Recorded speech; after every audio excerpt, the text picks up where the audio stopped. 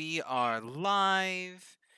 I'm getting a little bit of feedback. I think you guys are switching over, so it's good now. I could hear my old stream playing. Hello. Oh, and Twisted Tea is saluting everyone who. Oh, we got an ad. They got an ad on their end. Anyway. Sorry. It's okay. Hello, everyone. This is a special stream that we are doing today, kind of like yesterday, where I streamed with my boy El Pippin, who is still there. Today, I am joined by my wife and still my kids because my kids are with them. Yeah, they're gonna be everywhere. So they're gonna be a little bit noisy, but this is just gonna be a fun bonus stream. Today we're gonna be streaming I Love You, Colonel Sanders, Finger Licking Good, the classic game by KFC. I'm just getting it 1 second to get it open now. Maybe we'll see. Alright, I just got through my ad. Okay, well now you can see me in the nice black screen because the game hasn't launched yet. Yeah, but I'm gonna unlock my temporary emote again. So you can use it. Yeah. There we go. I want to get some use out of it before we change the base emote. Definitely. You gotta use it while you can. Okay. Hello. Oh, There you there go. it is. There it is in the chat. Okay, let's get this game launched.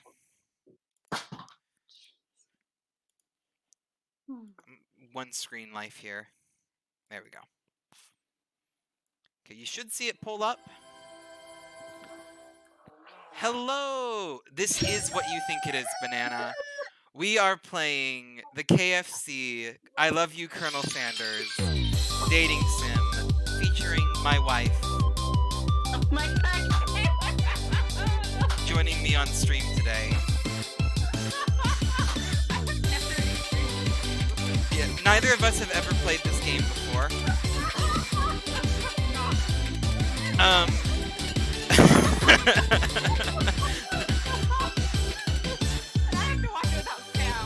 Oh, you have to watch it without sound?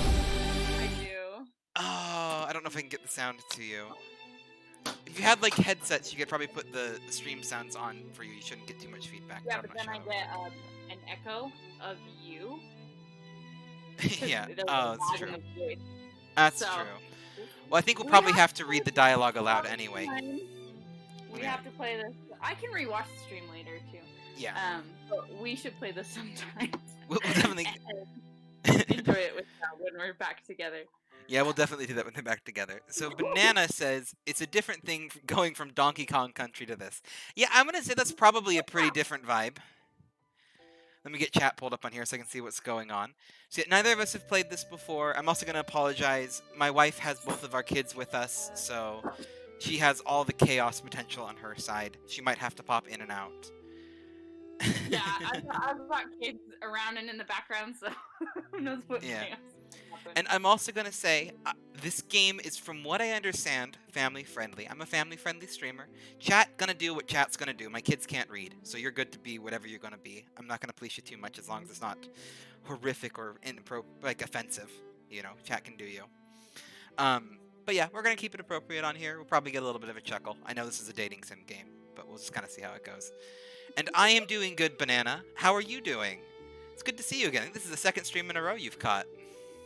Like, almost right off the bat from when I started. You doing good? You are probably the person who uses the most emotes on my chats as well, by the way. Like, you always got the perfect emotes being thrown in your little comments. I'm still new to Twitch emotes sometimes, so it's like, I don't know what that guy is, but I see him a lot. The dragon's always a favorite. I don't text with, like, emojis, so I feel like... You are the emote king. Not great with emotes either. Yeah, no, me and my wife are like, it's colon, parenthesis, colon, capital D. Like, that's the extent of our emotes. If we get a little bit dangerous, we might do, like, less than 3. We're pretty old school. Oh. Yeah, we're, like, super old. We're secretly like 80. We just keep stealing the souls of young people to stay young forever. Welcome, Exactly. Chef. Before we get started, tell us your name. What is our name going to be? Oh. Do you play as a female or a male character in this game? I mean, we got both of us. We're probably going non-binary here. We got both halves. We got a balance. So whatever's good. Fine. You need a Ben-esque name. A Ben-esque name? Yeah, something that Ben would choose. I don't... Ben's an old mutual friend of ours with some great naming skills in Dungeons and Dragons. I don't know. I don't know any good Ben-esque names offhand. How about you should use Von Fluff then as the last. Von Fluff. We can go with Von Fluff. That's a classic. Yeah. But you need something that's completely unrelated to it for the first name. Any good naming suggestions, Banana?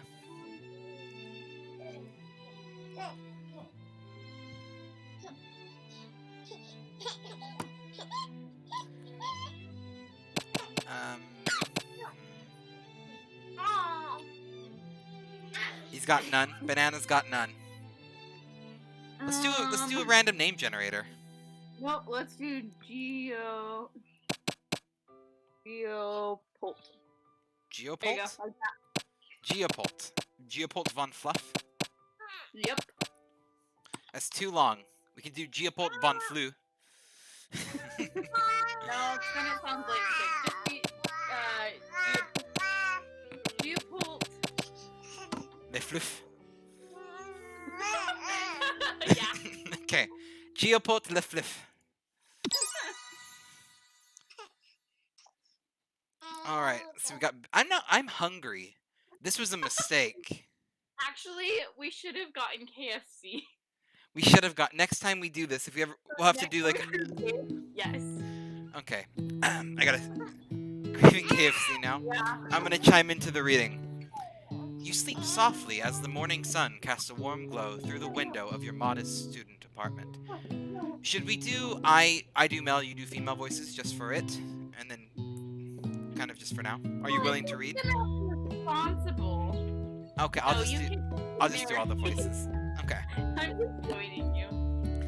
The world is peaceful and serene. You could stay in the moment forever. Or you could wake up now. Your first day of culinary school is no time to sleep in. Do we smack that clock up and at 'em, or throw the clock out the window and stay in bed forever? Let's get up. Okay. Lying in bed, you stare at the ceiling, thinking about everything that awaits you at the prestigious University of Cooking School, Academia for Learning. Your mind begins to wander. Who will be there? What will you cook? What should you wear? Time begins to fly by, and you find your imagination getting away from you. We'll need to take this seriously, or you allow yourself to daydream a bit, thinking about the future. Too big. Okay, we'll daydream a bit. It's here, finally, your first day of culinary school. So many dishes to prepare, so many students to meet. Your mind is swimming with possibilities when you realize you're running late. You grab a biscuit and burst out the door in a hurry. Hey, I'm actually gonna say, biscuits for breakfast game is amazing. Delicious, just what you needed to wake up those taste buds. Yeah. Yikes. Oh, I think I'm gonna make crumpets tomorrow. We'll have to. Oh, but you can't send me any. Anyway. Yikes, Yeah, sorry. But I you're haven't had a shower though for weeks, so I need to do something with it tomorrow. Well, you can make some crumpets then. That sounds delicious. Yikes, you're in such a hurry, in fact, that you forgot to put on any deodorant before running out the door. You're sweating buckets as you rush to arrive on time. Uh-oh. Standing in the quaid, you gaze up on the magnificent University of Cooking School, Academia for Learning. What? Here comes your lifelong best friend forever, Miriam. She's the most adorable, awkward person you've ever met, and you absolutely love her for it. Good morning, Geopolt Le Fluff. Are you excited for the first day of the rest of our lives? Actually, because I sure am excited, a little nervous. Okay, a lot nervous. What the? It's just that this morning I made breakfast for myself, but, well, when I ate it, I couldn't taste any love in the food. What if I'm no good? What if I fail? Let's see. Banana says, if only my sweat turned into chicken, if I were sweating buckets, chicken buckets. There we go. I know, I think they use that as wordplay on purpose. I'm pretty sure they did. Classic Miriam, raised by MasterChef parents, she's always held herself to a very high standard. Ever since we were little babies playing together and you rescued me from that quicksand box, it's been clear to me that you're the most loving, caring person I know. You're going to do great. But with University Cooking of School Academia for Learning's famous 3-day only semester, I'm afraid of being left behind and never catching up. A sweet girl, Miriam has always had a flair for the dramatic. This summer, she got so nervous about her first kiss that she chipped a tooth practicing on a mannequin. Should you pep talk her or change the subject to give her some relief? Pep talk our best friend or pickpocket? I mean, maybe it's one of those games you just pickpocket anyone. Okay, do we pep talk our best friend or change the subject to school gossip? It's up to you. I think you're going to be making most of these choices. I know, but you're the honored guest. You gotta tell me these things. Uh-oh, we got the baby. You gonna be okay, or? Turning it down a little bit while we wait for that. You okay? I'll do a quick little mute while we get her settled.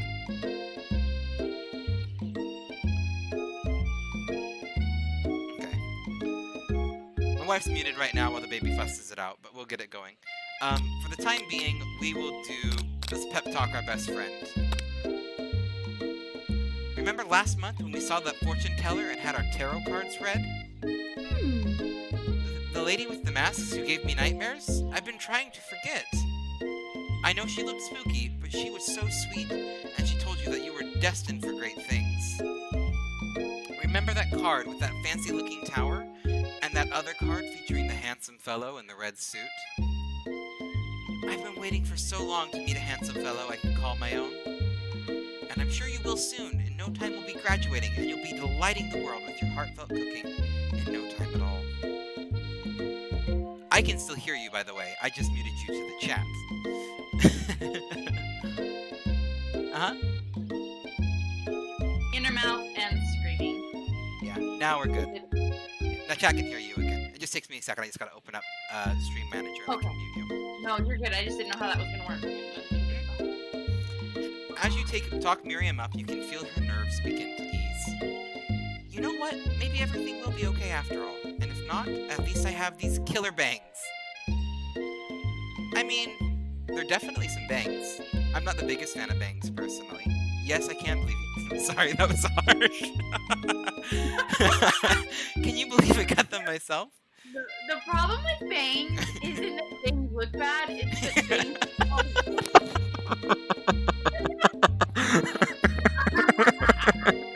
That's better.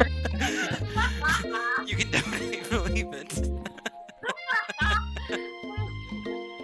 Oh, hey, that's good game design. I'm on the same page as myself already. I cannot believe it. Before you can get another word out, you are rudely interrupted when someone smacks your books and custom-engraved measuring spoons out of your hand and onto the ground. Hey! It's Ashley, your ARC rival. ARC or Arch? It's ARC, isn't it? Hate English.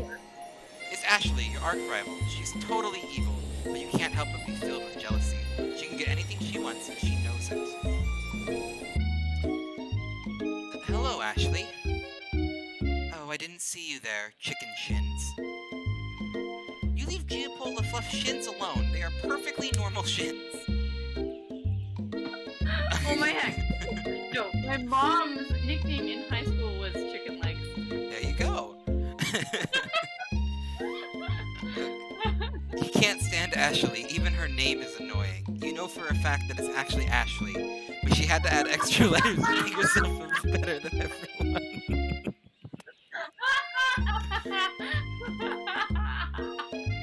That is so If anyone here knows what perfect shins look like, it's us. We're not gonna let you or your really weird insults get to us. Across the quade, you see Ashley's best friend, Van Van, the Man, stops. It's quad. It's a quad? Okay, Yeah. it's a quad. has stopped to look at his own reflection in the mirror. His pants are so tight you can see him casually working out his glutes while he styles his hair.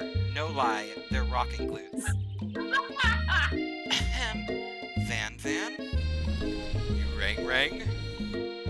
You've never been sure what their arrangement is, but as long as you know them, Ashley and Van Van have been just as close as you and Miriam, but substantially more devious.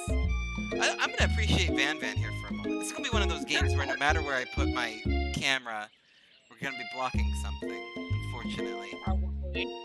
That's okay. I'm sure we'll get a better look right here. You're missing his star-shaped pompadour, is about it. Yeah, but they showed him, like, on the Oh, I missed it. Anyway. Hello, Indiana Rose Jones, my wonderful sister. Just a quick hi-bye, but I love you. I love you too. I appreciate the hi-bye. You are missing some chaos. We got me and Favorian, my wife, on stream here, as we play some finger-licking good dating sim. I can't believe that University of Cooking School Academy for Learning would ever allow people like you to attend as students. I know, right? You think they just hand us our diplomas now? Or maybe hire us as professors. You amateurs could learn a lot from us. With the first day of school about to start, there's just not time to properly tell what these two off, so you resist the urge. Let's go, Miriam. Psh, see you later, losers. As you approach the door, you see a goofy-looking kid pushing hard against the window, directly next to it.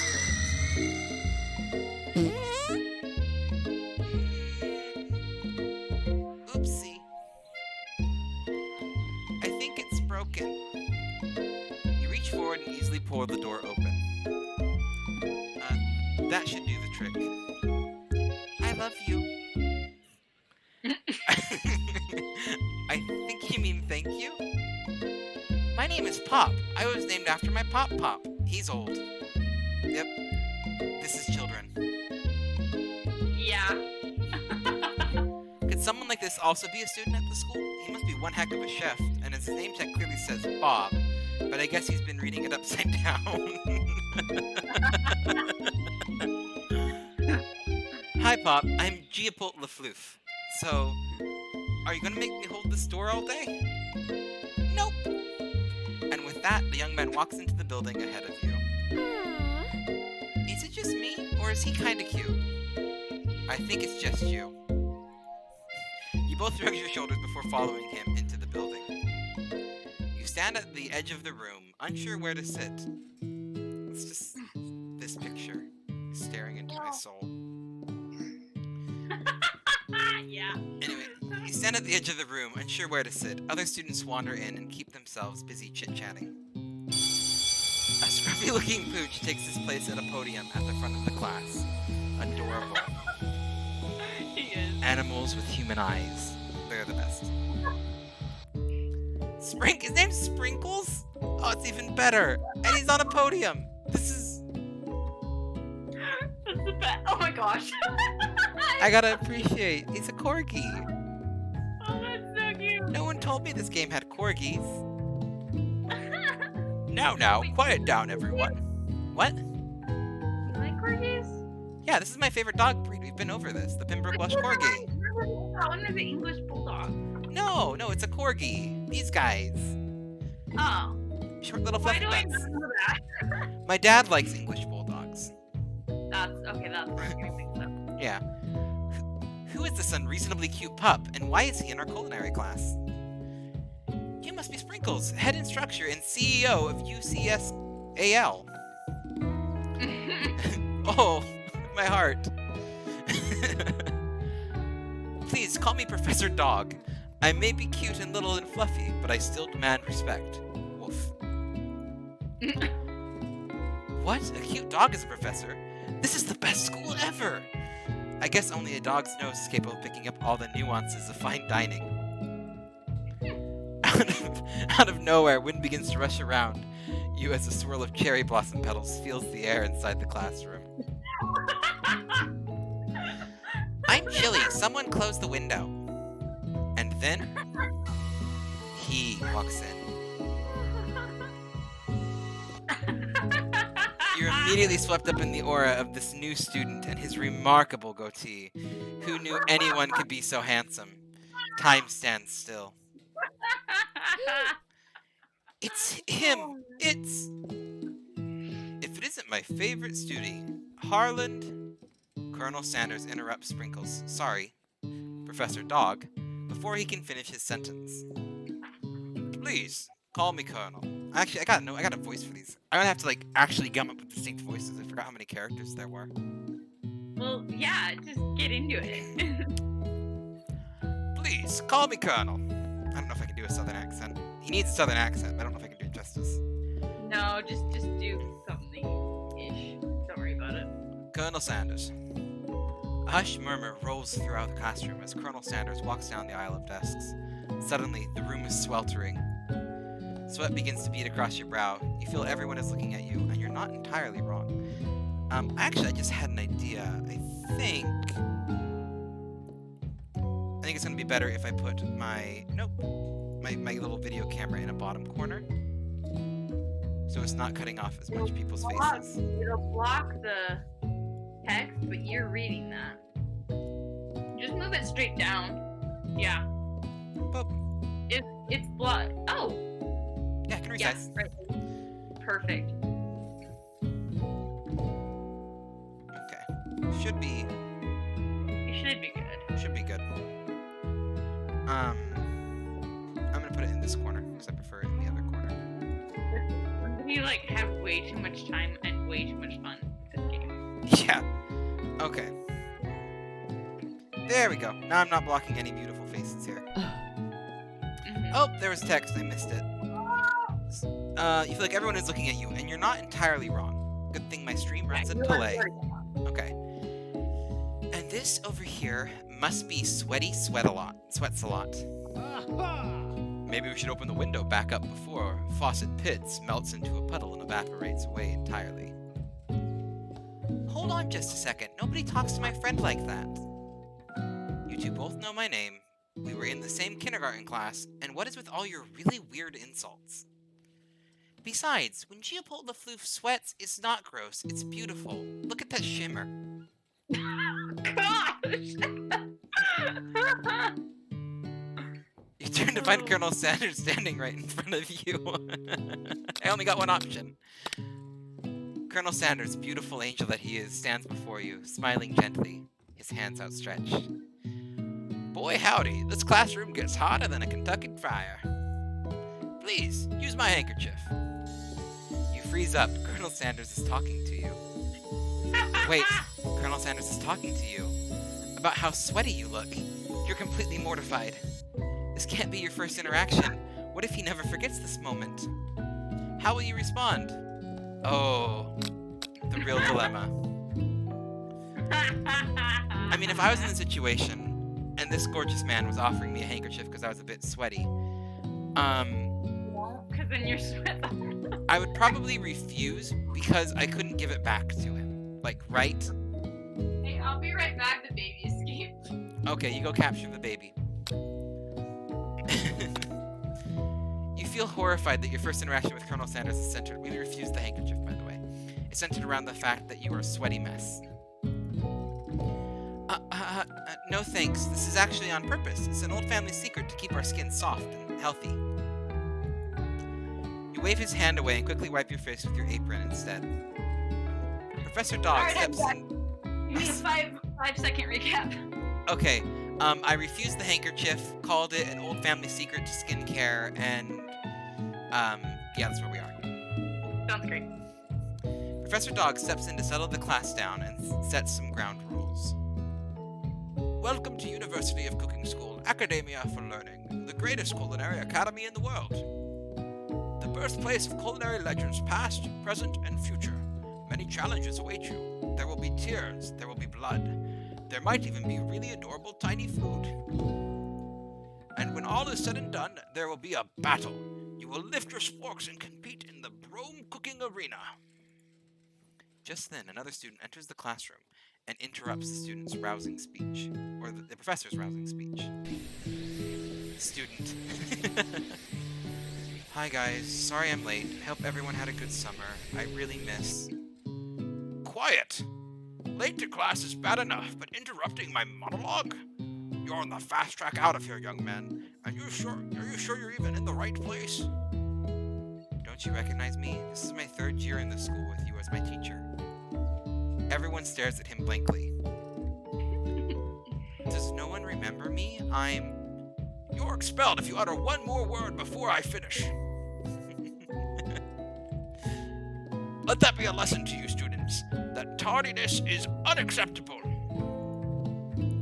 Even Clank made it here on time, rolling halfway across town on his tiny wheels. You turn to see the student Sprinkles is referencing, who appears to be some sort of industrial kitchen appliance. The class bursts into laughter. Clank's kind of cute. He's so cute. He's so cute. He's not quite as cute as Sprinkles, but he's pretty cute. No, I say get Sprinkles around for his money. Oh, look at the little smile. Oh, I love it. Oh, Clank, you rascal. Sprinkles walks into the classroom as everyone stands in silent obedience. When he gets to you, he lifts his nose into the air and takes a deep sniff. Your diet is lacking. Based on what I'm picking up here, you definitely need a multivitamin. You should take better care of yourself. You've never had a dog as a teacher before, but Sprinkles' reputation for being smart but tough is well known. You decide to try to butter him up by giving him a treat from your pocket. But what kind? Ooh, not the ball. Not the ball. I'm thinking, like, just going off of my dog's experience, they always preferred beef. Yeah. It's a bit more of a pungent, aromatic, meaty flavor. So I'm gonna go with beef, unless you think chicken's better. No. Go with beef. You reach beneath your apron. Oh, but this is a KFC game.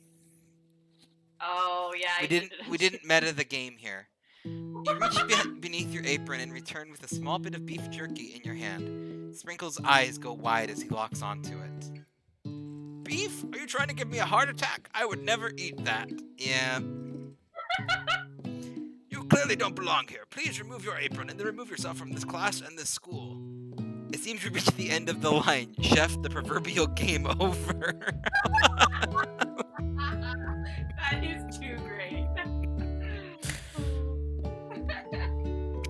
Well, we're gonna try again, but Yeah. there we go. But I love how like things like that will like get you out of That's there. the actual game over. That's 2. I'm just... Here's a little clap. Did we lose my video? Is my video gone? No, your video's still there. Okay. Oh, I just have... There we go. It just brings you to the last scene. That's nice. We're good. My little proverb of what's going on was broken. Anyway, you stand at the edge of the room, unsure as who's wondering, keep themselves busy chit-chatting. Because I've already read all this, we're probably just going to skip ahead till that choice. Yeah, just click through. Yeah, we're going to kind of click through. I think it got kind of some voices in my head. At least it's like a good checkpoint that we do have. There are failure conditioners. We know that for the future. I think that's the best. I admire some wonderful character design here. Like, all of these characters are pretty good.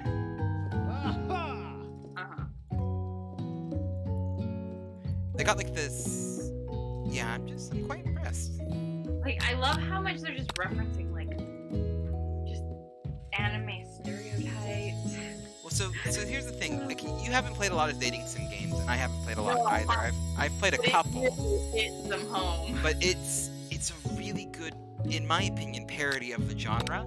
Especially a parody. It's enough of a parody that people who do play the genre can like appreciate the joke, but it's also enough of a parody of like the genre from an outside perspective too. Exactly, I know, because I don't really like dating sims because you don't know what's always in them. Yeah, you gotta be careful. They can kind of be an interesting genre. I think some of them do it well. They're really cool or they're like really weird.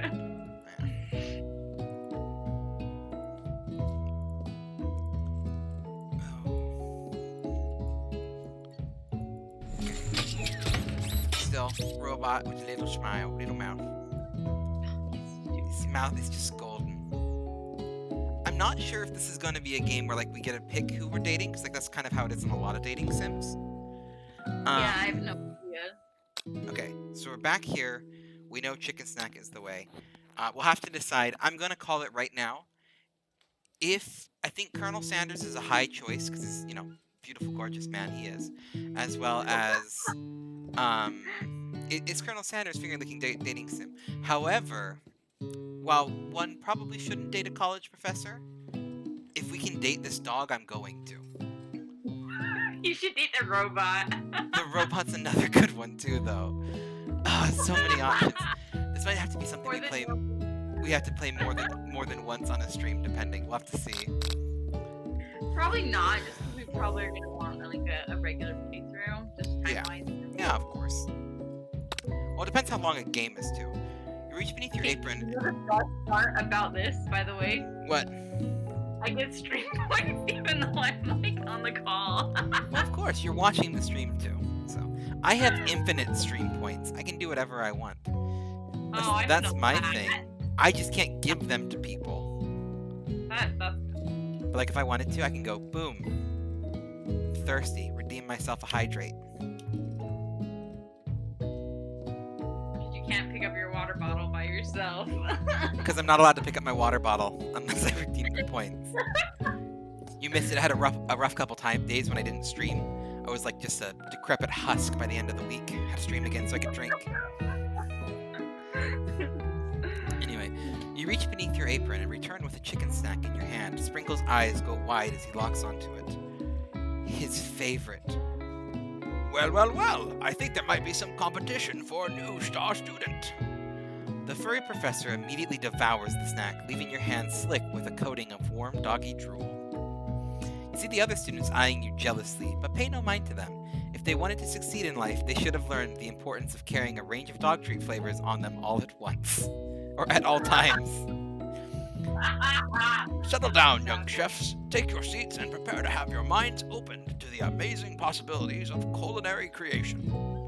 As everyone rushes to claim their favorite seats, you're left standing at the front of the room. Only two options remain. Hey, Geopolt Lifloof, there's still a seat here. It seems that no one has claimed the seat next to me, if you're interested.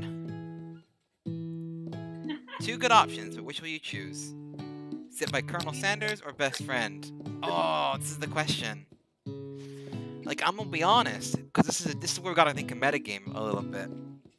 If this is gonna be the title locked versus like if I have to start dating the best friend character stereotype or Colonel Sanders, I want to sit next to Colonel Sanders. But if this is me, I'm always gonna sit next to the best friend. You know what I mean? Versus new random attractive person. But because this might affect the narrative, and because I want to date, we're gonna pick Colonel Sanders. But I'm just gonna say, personally, sit next to the best friend. Anyway, you move to take your seat by Colonel Sanders. Also, be respectful to your friends. But if you have a really good friend group, there's a good chance your friend's just gonna give you a wink and a nudge if you sit next to the cutest person in class. Just saying. Yeah, that's true. You must take your seat by Colonel Sanders. It appears he brought no books, pens, or pencils. However, his perfect upright posture shows off a seriousness that makes you confident in his desire to learn. Thank you for offering me the seat. I only have 2 rules. Do all you can to... I lost my Colonel Sanders voice. I don't know if he's still in there. I was happy with him for like the 2 lines of dialogue I read. Anyway. Just channel your inner, from... I only have 2 rules. From what? Princess and the Frog. Yeah. What? The dad? Dad. I only have 2 rules. Do all you can to be... Well, I'm just going to get Texas if I try to do Southern, because I always end up talking like this. I've only had 2 rules. Do all you can and do it the best you can. It's the only way you ever get the feeling of accomplishing something. That's so inspiring. A little off topic if you ask me, but okay. As soon as you settled into your seat, the professor makes an announcement. Think fast. It's time for a pop quiz. Yay, a quiz about me. This incredibly important and surprisingly short quiz will tell me if you are ready for life at culinary school. Keep your knife sharp and your focus sharper. Here comes question number 1. If train A is traveling to point B and train B is traveling to point A, how important is it you wash your hands before cooking? That's fantastic. Meh, depends. I love the middle one. Extremely looking at you, Pop. Doesn't matter at all. So I worked at a Burger King for a hot moment. Not a sponsor, never would be. Sorry, Burger King. Your food's okay. We all know KFC's better. Anyway. Yeah. But Doesn't have a dating sim. they so don't they're have not a dating sim. I need to be until I can date me, the Burger King himself. You just can't live up. You gotta really know your territory. Anyway. But yeah, no. Like anyone who's worked at culinary, you wash your hands all the time. Unless your name is Josh and you're on Mythical Kitchen, because I'm not entirely sure I've ever seen him wash his hands in all of his cooking videos. That's kind of the inside joke. Which you don't watch, but anyone who watches Mythical Kitchen will know what I'm referring to. Yeah. Yeah. I feel like this year I've been more conscious of making the kids wash their hands all the time. Yeah, especially in 2020. Wash your hands, everyone, please. I know. That's right. That's right. Forest is to tree as chicken is to night vision goggles. Click. Yeah. Slam dunk. I mean, I could see you slam dunking a chicken in Legend of Zelda. Like, let's be real here. That seems like a minigame that's probably been in one of them. But it's a feather. Forest is a tree as chicken is a feather. That's right. I don't know why we keep going sprinkles for the narrator there, but it's nice. What is the most efficient eating utensil ever created? A spork. You don't even need to, I like...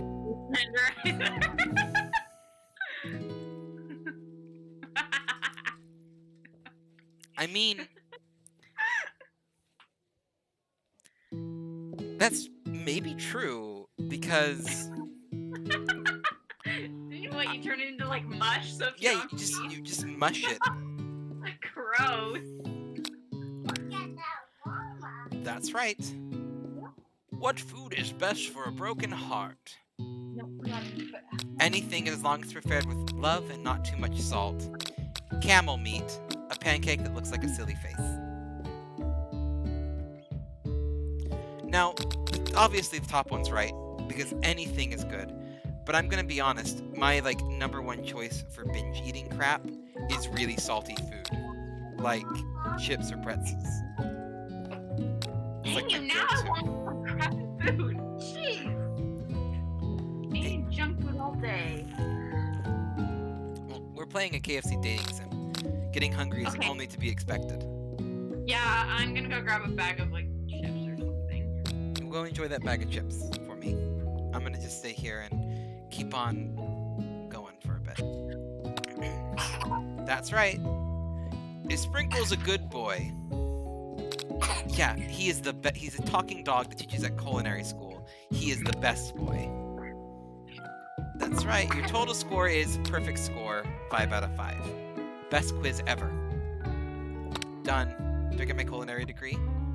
Wow, be honest, did you cheat? You looked up to see that Colonel Sanders has been watching you tally your score. He's impressed. I know we just met, but I have to confess, I think you have a beautiful brain.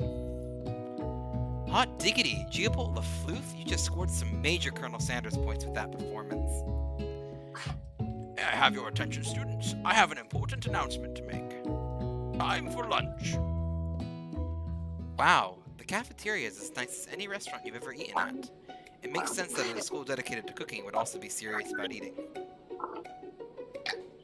Hi, Pippin. Hi.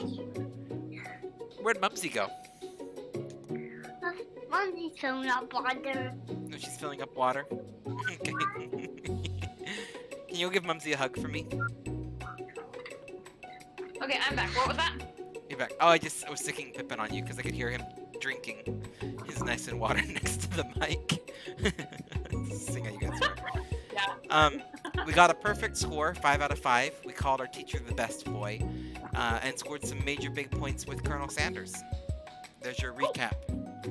And now we're at lunchtime. Alrighty. And this cafeteria is as nice as any restaurant. A delicious fragrance wafts through the room and tickles the end of your nose. Your mouth waters. Do you smell that? That must be our lunch. It smells crazy good. Everyone, can I have your attention? Is it about lunch? No, I just wanted to apologize for my tardiness. You see, I was... Howdy, folks. I'd like to make an announcement. Hey, It's about lunch. Everyone cheers. Poor student. But I... Shh. Lunch, lunch, lunch. She said, shh. In honor of this new semester, I have prepared something special to share with everyone for lunch. Uh-huh. That must be the smell I smelled. Indeed, that smell. You hold your breath, waiting to see what food this mysterious student has created. You've heard that he's very talented, but were the rumors true? Is this? Colonel Sanders lifts a large bucket above his head. Its contents glimmer in the light. Piled high are huge pieces of chicken, breaded and fried to a crispy golden finish. The aroma envelops you, and you begin to feel warm and safe. Colonel Sanders has filled a bucket with chicken? What a novel concept! I'll allow it. I'll allow the tooting of the own horn. Your stomach begins to grumble as if to say, stop thinking and start eating. For years, I have been developing a secret recipe for perfect fried chicken. By my calculations, nothing less than 11 herbs and spices are required to achieve the perfect balance of flavors. You look around and notice that every other student has a pen and paper and is scribbling notes as fast as they can. But that's all I'll say about that. What, do you think we have a stupid secret recipe? Dude, pshaw. Nah, my dude, nah. I'm just, drafting a last will and testament in case one of these ingredients is, poison. Got him? He looks around nervously to see if anyone else is laughing at his sick burn. You wait to see what zinger Ashley has prepared to follow up, but she suddenly takes a different approach. Yeah, and I was like, writing in my diary. Dear diary, today I smelled something beautiful. I knew that that moment the only hands of a two gentlemen could fry chicken so tender. You see her body language change from bitter and evil to sweet and innocent as she slides closer to Colonel Sanders. She realizes that he is destined for greatness and fame with cooking skills like this. She wants him all to herself. Oh, Looks like you're gonna have to fight her. I'm gonna have to fight Ashley to get me some Sanders, man. Well, Van, the man, if you don't want any, I'll take his. Whoa, hold on, I guess I'll try it. He takes one bite and his eyes grow wide. He starts contorting his face as he tries to hold in his pure exhilaration and act unimpressed. Easy now, there's enough for everyone. Please, my fellow classmates, dig in. You take one piece of the fried chicken out of this bucket and sink your teeth into it. It's amazing. Tasting Colonel Sanders' food transports you to another dimension. Alone with your taste buds, gripping a drumstick in your hand, you float weightlessly. Focus your mind and meditate on this moment. Try and identify every flavor. Savor the moment and everything that it tells you about Colonel Sanders' culinary heart. Swim towards the light. Well, the first thing, always don't go towards the light. It's the first thing that we hear. Sorry. She's so fast. Oh, hello! Hello, we just heard you on stream, Mom. Yeah, she's delivering the baby No, back. you're okay, you can say hi. Anyway, so do we savor the moment and everything that it tells you about Colonel Sanders' culinary heart, or do we focus our mind and meditate on this moment? Up to you. I think we're going for Colonel Sanders' heart there. You know, if we can go for the robot, we will, but right now I'm only seeing options with Colonel Sanders, so we gotta keep them doors open. The flavors in your mouth are beautiful, pure, heavenly. What a guy. Alone with the flavors, you feel something that can only be described as love. For a man? For a flavor? Are they the same? After tasting his food, you try to get some one-on-one time with Colonel Sanders. Colonel Sanders smiles ever so softly as you approach. He stops what he's doing and allows you to break from the silence. Colonel, I wondered if I could talk to you for a second. Anything for a fellow chef. What exactly was on that chicken? how bold to come out and ask. It's an idea I've had for a new combination of flavors that will make my fortune and establish my legacy for all time as I open a chain of highly successful fried chicken establishments. No big deal. It's just you and me talking. I can't keep a secret. In fact, I've got some of my own that I'd be willing to trade. Cane staff. What is that? It's Oh. cane. It's got the chicken on top with it. I know, it's beautiful. It is. What's the rush? The semester's only getting started. We've got 2 more whole days to get to know each other. He's clearly not going to give it up easily, but it doesn't hurt to be persistent. You know what they say about secrets, Colonel? Shouldn't learning be fun? Aw. You've got moxie, I'll give you that. Colonel Sanders looks both ways to make sure you are truly alone, and then leans in. You can feel his warm breath as he whispers. Just one ingredient, but you can't tell. I use... Dang it. I missed the second half of that. I was trying to see if I could highlight it to get what it was. Give me 1 second when my stream catches up and I can read it. The second half of it. It's something my great-grandmother taught me. Wow, you'd never have guessed that. In fact, you're not even sure where you'd get some if you searched. Fun fact. The original 11 herbs and spices were said by the old Colonel Sanders that they were on everybody's shelf, so that we know that they were at least common spices of the time, most likely. And 2 of them are salt and pepper. The more you know. It's a free one. We wouldn't even need to redeem points for that one, because I gotta redeem points for a fact thing. Anyway. While you're wrapped up in that huge revelation, you notice that Colonel Sanders has disappeared, where everyone else is still in the cafeteria. You decide to look for him. You find Colonel Sanders outside, standing in the quad. Okay. Oh, it's you again. Howdy. Sometimes I like to come outside and look at the school buildings. I think about how my story will continue on after I've graduated. Sounds like you have big plans. I dare say the biggest. I will leave my mark on this world, you can bet on that. Alone together for the first time, you figure now is the perfect moment to show your personality to him. Neg him to show your own strength. Wow him with big ideas to add an additional ingredient to really spice things up. Be modest but thoughtful. So do you play this like with what I would do in the situation, or like... Yeah, this is mostly kind of go for it. Which one of these should we go for? I was saying, like, if I was interested in someone and wanting to date, what I'd probably do is go to school for them about 4 years before I got up the nerve to ask them out. Sound about right?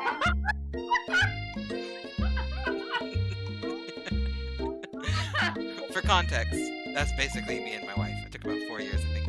I had a crush on her until I asked her out. 4 years. Was it more? 7th grade? 7th, 8th, 9th, 10th? Yeah, 4 years. 4 years. Might have even almost been 5. 4 years. Junior year. And you asked me out when we were 17. There you go. Alright. I'm gonna be honest, I'd probably...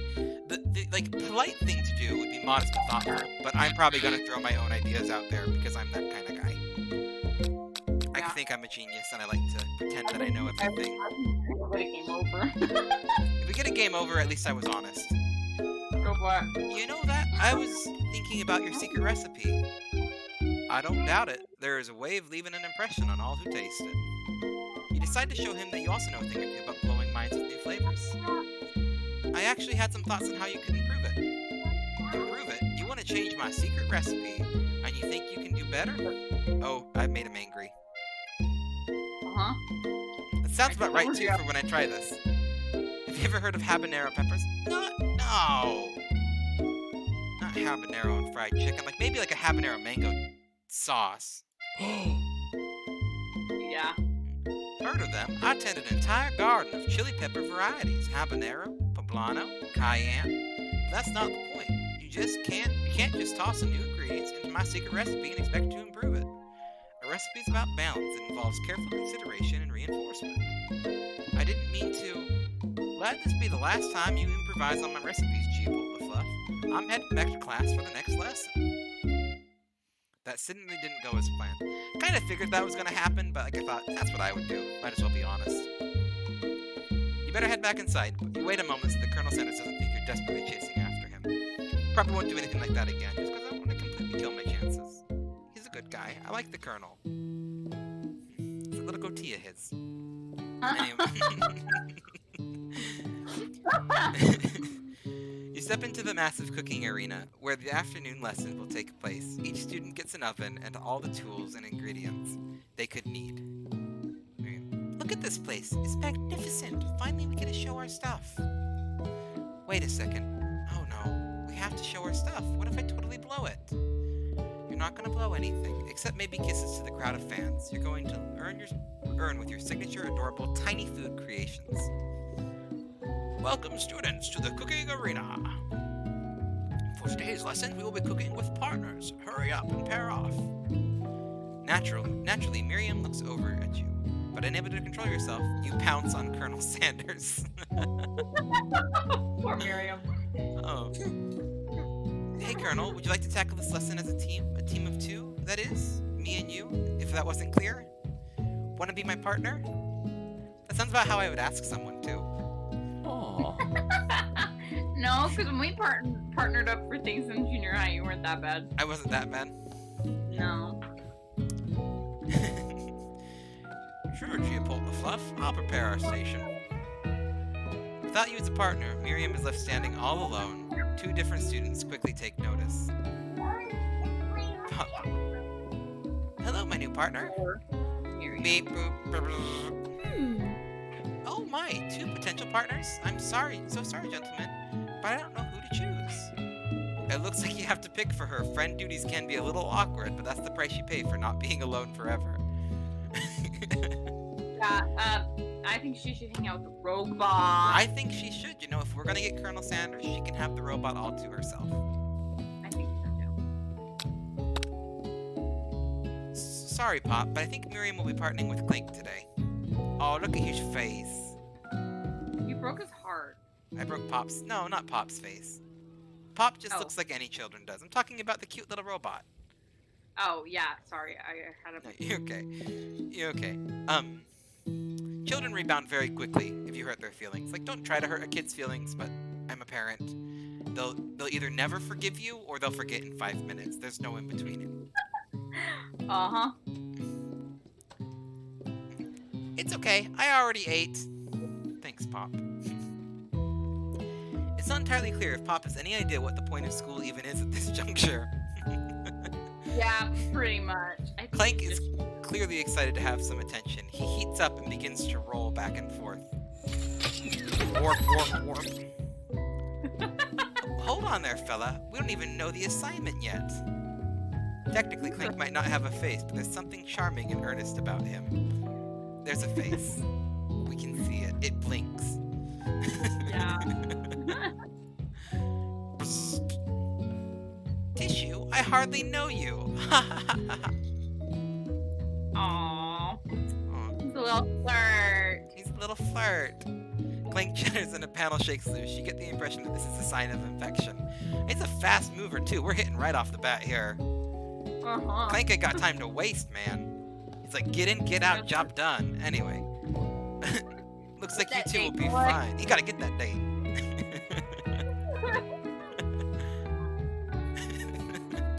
Now it's sorry. Now it's time to focus on your own cooking classwork. Alright, you two, for today's lesson, we're going to keep it simple. Pick a basic dish and divide up the steps. No chef is an island. It takes 2 flints to make a fire. You get the idea. Which dish do you suggest to your partner, Colonel Sanders? Steak tartare seems easy enough. It's fancy, you don't even need to cook it. Using octopus will blow Colonel Sanders' minds. Your grandmother's mashed potatoes and gravy. We have to mend it. Yeah, we know which one it is. But also, just culinarily, steak tartare is, like, arguably easy to make, but it's also very easy to make people sick as it's raw meat.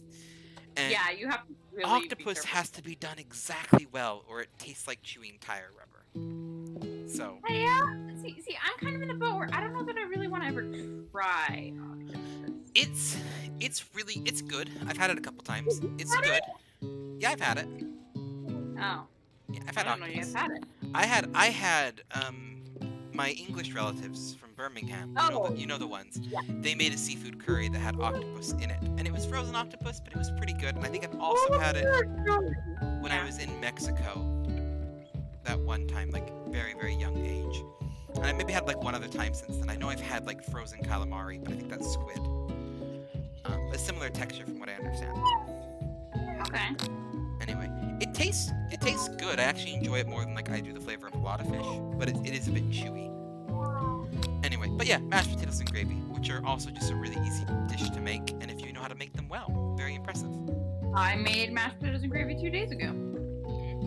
Also, there's a variation of mashed potatoes and gravy you can make with a whole lot of cheese in it, and it's phenomenal. Yeah, basically, you Oh my basically gosh. it's mashed potatoes that acts like mashed melted cheese. You just add literally cheese to it till it's stringy and pulley and delicious. That sounds good. Or we should add cheese to our Cocanon. Oh, that'd actually be really good too. I think this is, I'm really miss cooking with you. KFC makes a bowl that is fried chicken, corn, cheese, and mashed potatoes, and I think gravy, and it's really good all mixed together. Anyway, I've always been something of a down-home chef. I was thinking we could make something warm, inviting, comforting. Maybe mashed potatoes? And gravy? I couldn't imagine one without the other. Colonel Sanders casts a coy look at you, causing your whole face to go beet red. Embarrassed, you quickly turn away. I'll go get the potatoes. No, please, let me. Picking perfect produce is a passion of mine. The amount of little self-plugs are just golden. I know. Well, that's why the game is free, because it's advertising. Yeah. I will gladly advertise for this gem. If you're gonna make a freaking video game, If you're gonna make a video game for your ad campaign, well, and like, that's how you shoot, capitalism. Kim just enjoyed Island Saber, and I'm like, the whole time it was great. But it's like for kids, it's low-key advertising for their bank. Oh yeah. Anyway, It wasn't too much. actually, looks like things are getting pretty fresh around here. Does someone have a crush on Colonel Sanders? Yes, I do. We're just cooking partners. Mind your own business. We wouldn't beat red at the mention of mashed potatoes. If I don't know what a crush is, that's a crush. I know, right? Sanders' heart is my business, and you better keep your fingers off my man. Did someone call for me? Okay, no, jeez, man. Music changed. While I'm over here crushing Chiapolte's loose dreams, you're supposed to be taking care of our classwork. That was the deal, remember? You gotta listen back to this so you catch the music. It went from like poppy electronic to like almost heavy metal punk. It's really good. It's Well, really so good. I can catch part of it tomorrow. It's good. I'll put that. Colonel Sanders returns, arms full of killed potatoes, tosses them into boiling water, and turns attention to you and your old friends. Oh, howdy there, Ashley, Van. Are we working in a quartet instead of a duet now? Actually, no. It looks like Chiapolte was struggling, so we offered to give them a hand. You know how it is. These young amphibians need a lot of men. I was gonna say, Colonel Sanders, maybe I could teach you a thing or two about fencing. Maybe one day you might be able to get up to my level. Ha! Doubt it. Don't be rude, Van. Personally, I have no doubts whatsoever about Colonel Sanders' ability to perform. Peacock creation is worthy of admiration. After all, your pride journey was quite spectacular. But Colonel, if you ask me, I would make a better partner for you than this thing that has positioned himself in your station. Don't you feel deep down that we cast complementary shadows and fit together? Like a thigh and a drumstick? It just makes sense. Nothing about this makes sense, but one thing is clear. He's coming for Colonel if you don't watch out. Ashley is really going at you hard. You need to ask for some backup here before things get ugly. Turn to Colonel Sanders, hunk of hunks in your time of need. Turn to Miriam, your forever bestie who always had your back.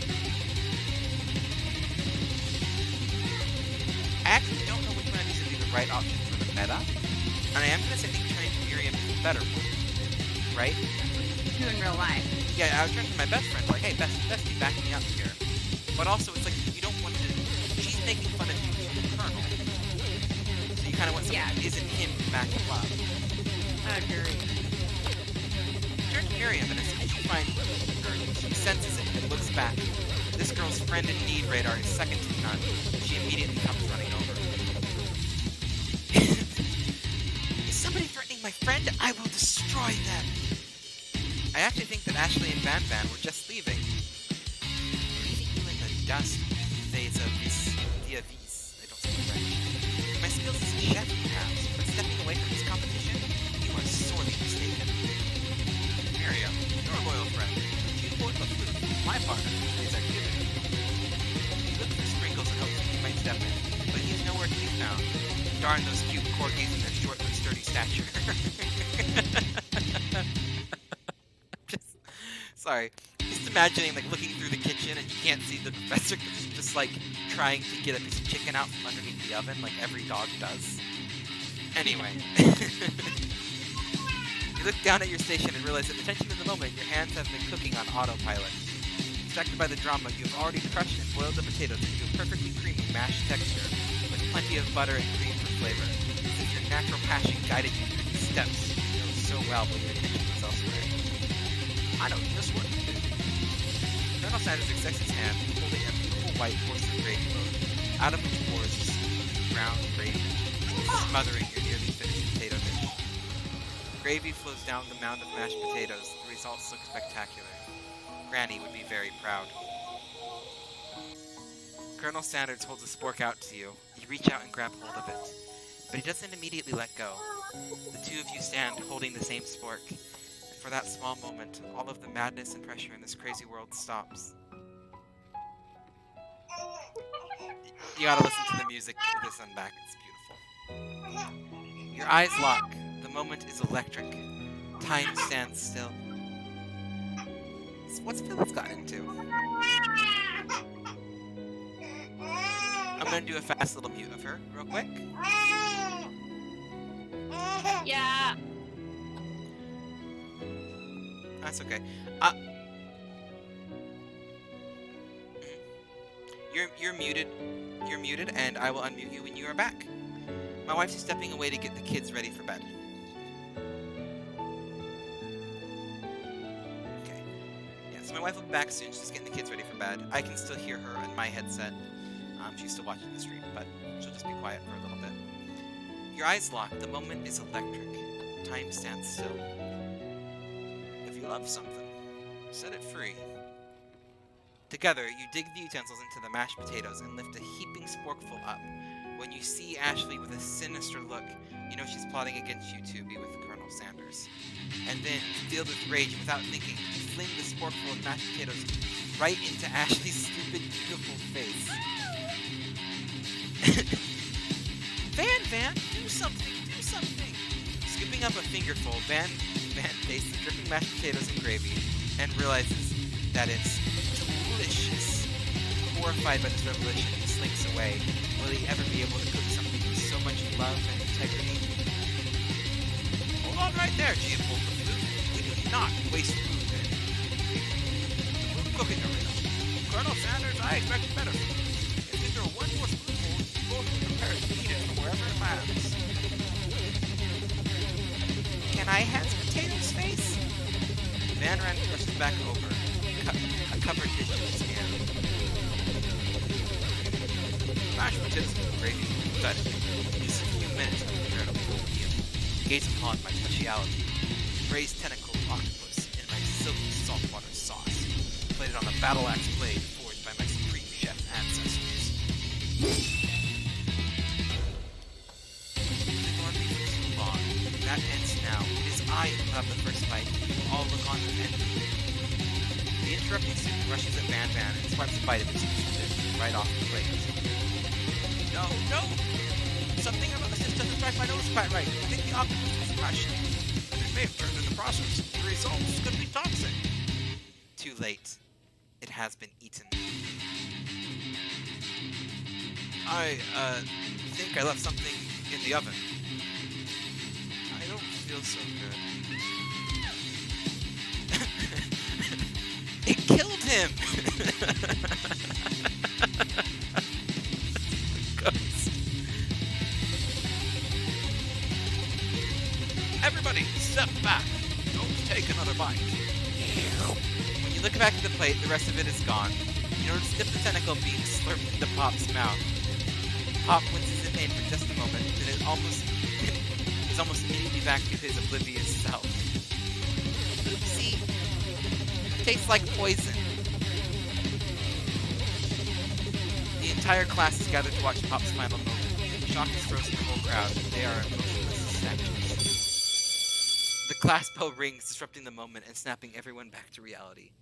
It would appear that Pop's enthusiasm for trying new things, despite obvious danger, has inoculated him against poisons of all kinds. This very well may be true. The crap that children eat, just saying. I think my kid tried to eat styrofoam holly berries from a Christmas decoration recently. Like, children will eat anything.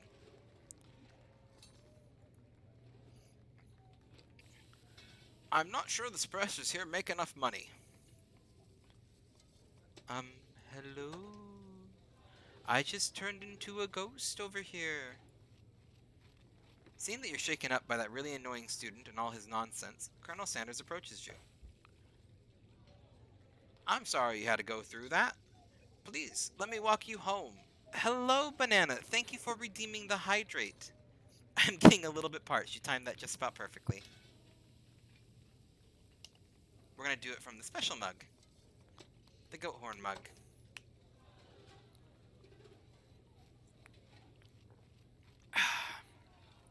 Don't know if you can see that. It's my special mug that my wife got me for Christmas.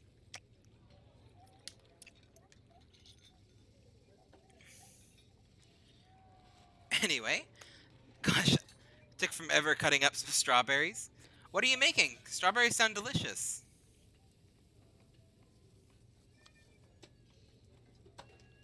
One second.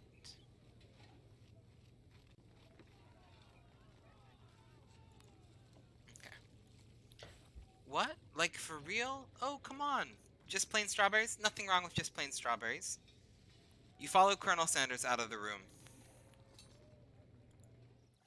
At night, the school building is taking on another vibe entirely. It's dark and more than a little spooky. I love myself some plain strawberries. I think strawberries are actually my kids' favorite fruit. Or they were for a long time. Yeah, my wife just confirmed. They're muted right now, so you shouldn't be able to hear them. Because she's getting some kids ready for bed, But yeah. That is Pippin's favorite fruit. Every time we go through the store, he wants strawberries. I like them. You slice them up with just like a little bit of, like just a little bit of sugar on them or a little bit of cream. It's just delicious, like a little bit of whipped cream. Or even just like if you have, like if you're really feeling like cheaty, you can put like a little bit of like creamer, non-dairy or normal, on top of them, a little bit sweet. It's delicious. Yeah, or just milk and sugar is pretty good on strawberries. Just some plain strawberries, just some milk and sugar. Fancy things.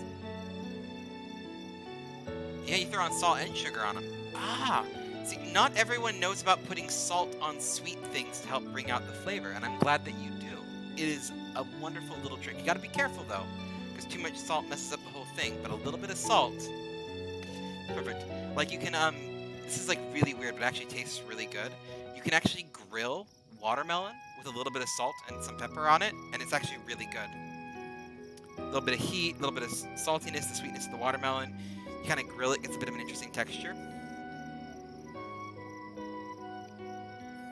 At least I like the taste of it. I like some weird stuff, though. Yeah, grilled what? You get it. Banana gets it. He gets grilled watermelon. Anyway. At night, the school building has taken on another vibe. Oh, it's dark. It's more than a little spooky. Colonel Sanders stands in the quad's neon glow and speaks softly. Those mashed potatoes you made in class today? Before you go on, I want you to know, they're not a great representation of my skills. I didn't even realize I was making them. They were amazing. Tasting them, it reminded me of why I became so passionate about food to begin with. Colonel Sanders is getting choked up. Cooking is obviously important to them, in a way that you find inspiring. Now would be the perfect time to tell him you're developing feelings for him. Colonel Sanders? Yes, Geopolt Lafloof? There's something I need to tell you. Hold it right there. There's something I need to tell you first. Oh, jeez. You see, when I was a boy, I had a dream that one day I would be the greatest chef the world has ever seen. And every day since, I've been working toward that dream, day and night, never stopping, never resting. Also lifting, like, a lot of weights. Like, so many weights. We should follow our dreams with all of our heart, that our souls may grant them, like wishes, floating on a shooting star. Ooh. Hey, no, you... Shut up! I'm the one here to say inspirational stuff and be the star of the story. Are we forgetting that your cooking literally killed... Oh, 1 second. Wrong voice. Are we forgetting that your cooking literally killed a guy? You can't prove that.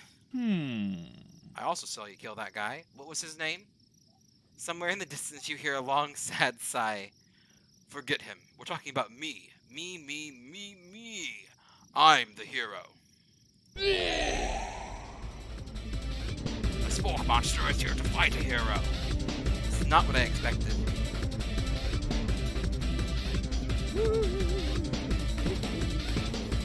I think Van Ben just summed up my feelings. Spork Monster.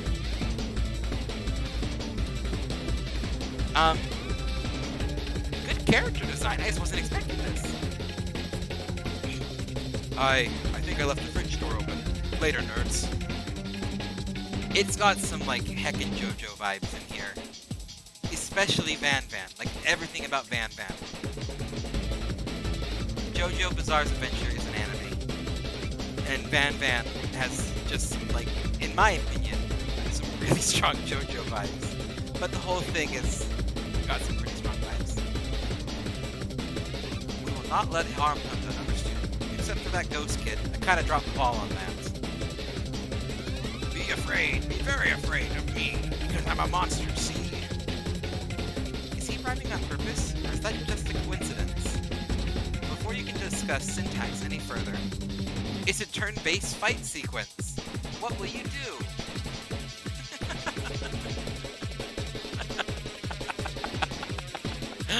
Okay, 10 out of 10. 10 out of 10.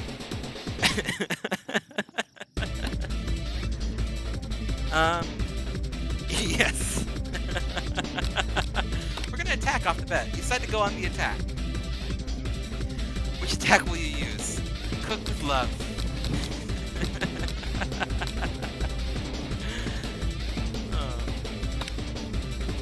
Cook with love does 1 damage. It just got real. The attack really upsets Spork Monster.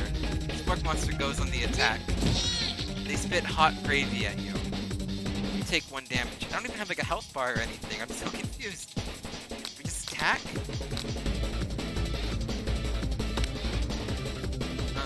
It worked last time, right? We'll cook with love again. Spork Monster won't forget this. Did 1 damage. Spork Monster is really feeling threatened by your attack. Spork Monster focuses their mashed mind and draws an energy from Mother itself. They grow larger and more intimidating. How will you respond? I think we're gonna go with defend. See if there's anything different. Decide to defend. Which defense will you use? Trepidation. You hold your head between your hands and mutter, "This is not happening. This is not happening." Spork Monster is no quieter, buffed up and ready to rumble. They go on the attack. Spork Monster used utilitensils to take 2 damage from the attack. If you take much more damage, you're not going to survive the battle. Do we defend then? No, because the defense did nothing. The defense did less than if we had attacked. So we go for attack. Let's go for Cook with Love. Cook with Love does 1 damage, same as the other times. Spork Monster is oozing with cheese sauce to the bottom of the quad. I wonder who's going to have to clean that up. Feeling vulnerable, Spork Monster prepares for its ultimate attack, Grounded Edge. Vile villain, your reign of terror stops here. I keep losing my Colonel Sanders voice. Vile villain, your reign of terror stops here. Colonel Sanders summons the energy of 1,000 chickens. Hot pie power pitch! Oh. We're gonna admire this for a moment. There are some art angles that went into this one.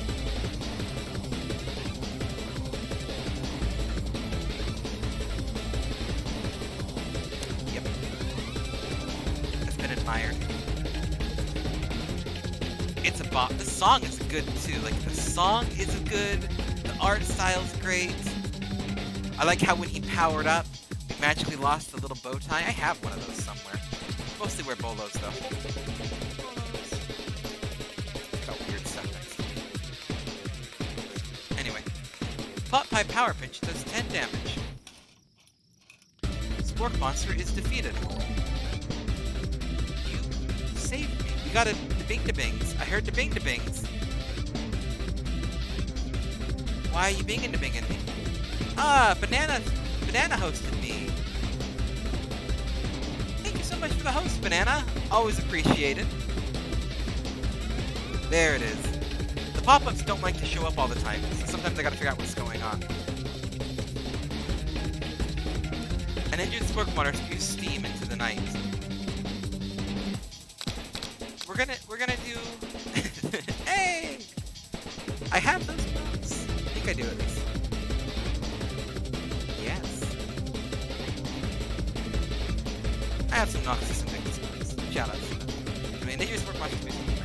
We're going to spare this wretched beast. We're going for the pacifist run. We're not gonna finish anyone off. Unlike Noctis's Undertale. Which I think he's still a little bit bitter about, if you caught that stream. He got all the way to the end and realized he couldn't do the true pacifist play because he killed someone at the very beginning. Anyway, shots fired. I love Noctis. He's a great streamer. I had to, though. Anyway, you managed to tamp down your disgust at the sight of his gnarly beast long enough to realize that he is still a living creature with a pure soul who deserves your pity, not your wrath. Be gone, beast, and don't you dare come back for a follow-up encounter tomorrow.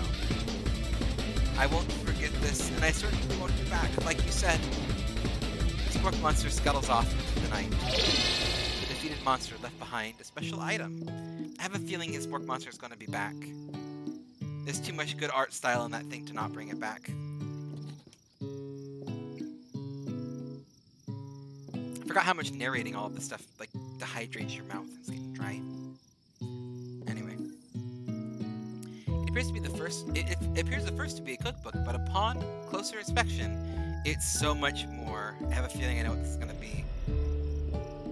It's a book of magic spells with a golden chicken on the cover.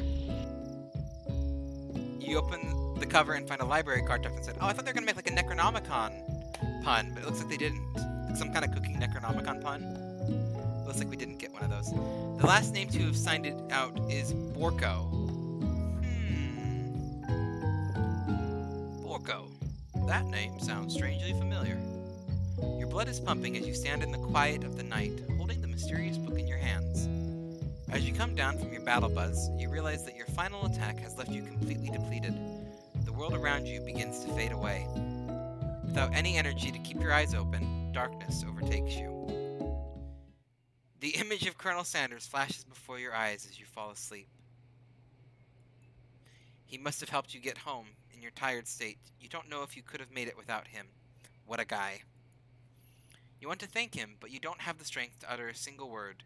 You feel your covers being pulled up over you as you are tucked in tightly. Good night, my Colonel. In your dreams, you're together with Colonel Sanders. For some reason, Sprinkles is also there, instructing your love. Dreams are weird. They are weird.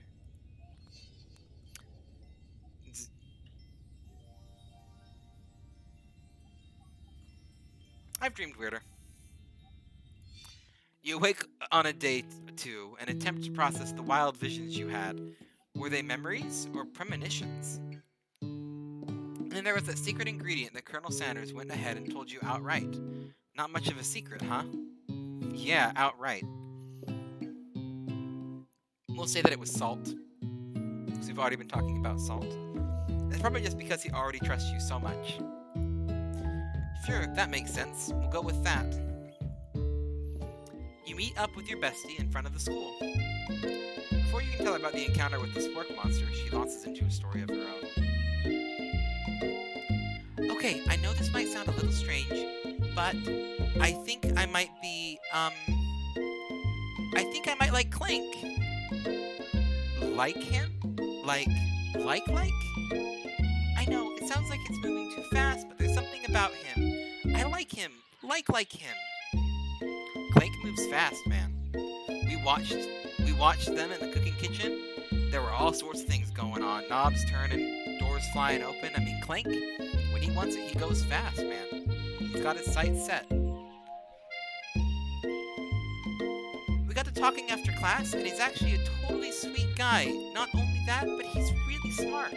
He told me all kinds of stories about Colonel Sanders. Did you know that Colonel Sanders was the most popular kid in his high school? No, but that does make complete sense.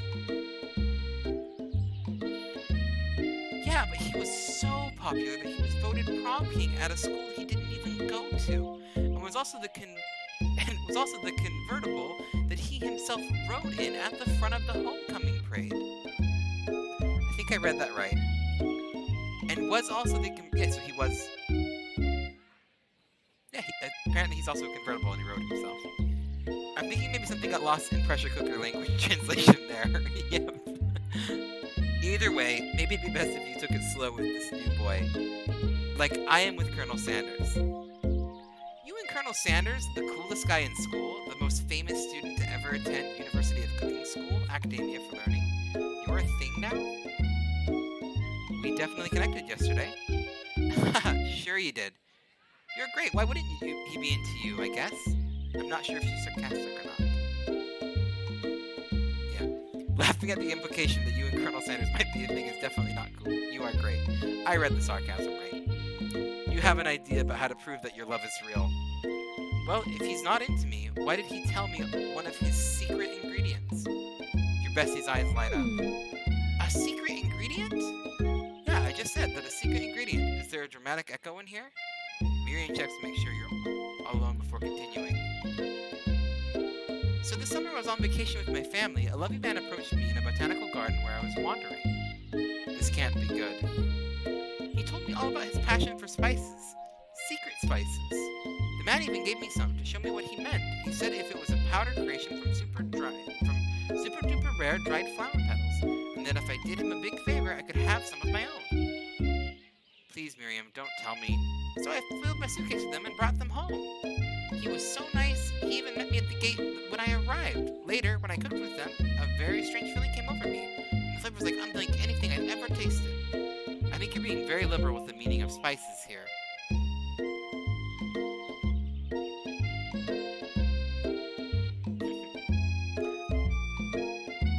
Whatever.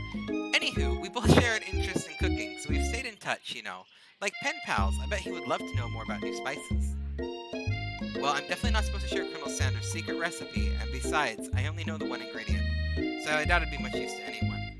Please, please, please, it would mean the world to me. No one has to know it came from you or from Colonel Sanders.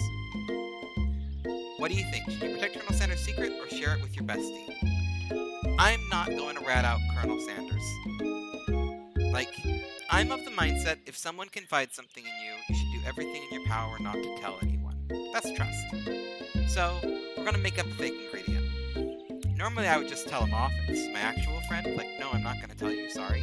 I probably wouldn't have even told them that I knew a secret, because telling someone you know a secret's a great way to basically spill that secret. But we're gonna make up a fake ingredient for now. You quickly think of a fake ingredient name. I don't know, how about... It was Eye of Newt. I know, sounds like some kind of witch's potion, but what can you do? Eye of Newt. Wow! Her eyes light up, imagining such a thing, and you figure that you've satisfied her curiosity and she'll move on. However, she immediately turns around and does some thumb typing on her phone that you can't quite see. That's probably not good. Before you can ask her to confirm that she was definitely not texting secrets to other people, you're interrupted. A wind rushes in, cherry petal blossoms fill the air. It's...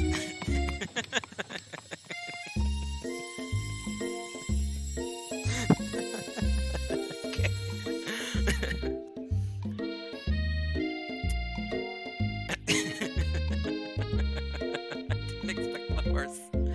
Didn't expect the horse.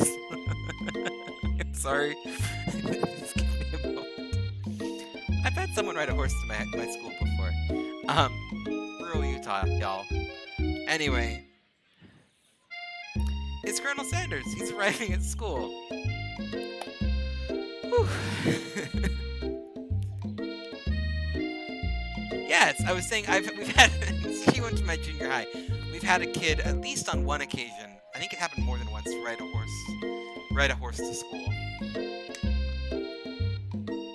Back in the yard. Rural Utah, y'all. Rural Utah. Anyway.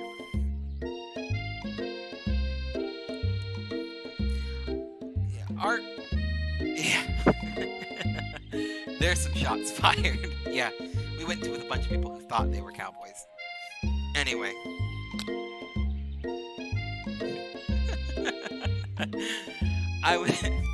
I've heard that rant, and I've heard many versions of it that are less flattering. Not, yeah.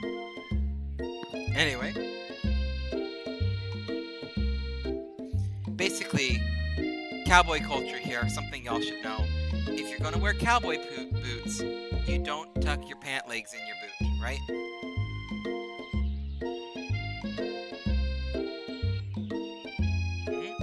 101. If you're wearing boots, pant leg goes outside the edge of the boot. Don't care how fancy your boots are, if you're tucking your pant leg in to show your boot, you're not a real cowboy. And I'm saying that as someone who's definitely not a real cowboy. So if I know that, you really don't got an excuse. Just saying.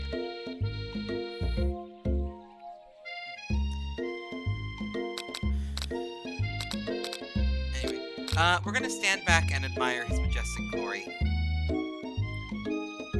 Oh, also, I just realized that entire conversation, people on stream couldn't hear you.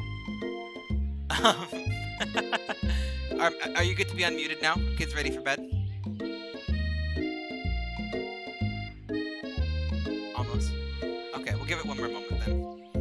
Yeah, basically she just came in, she was talking about her grandpa, and kind of cowboy boots and stuff. Basically everything that I said was there. Sorry y'all, forgot that she was muted. Just let me know when the kids are ready and I'll unmute you.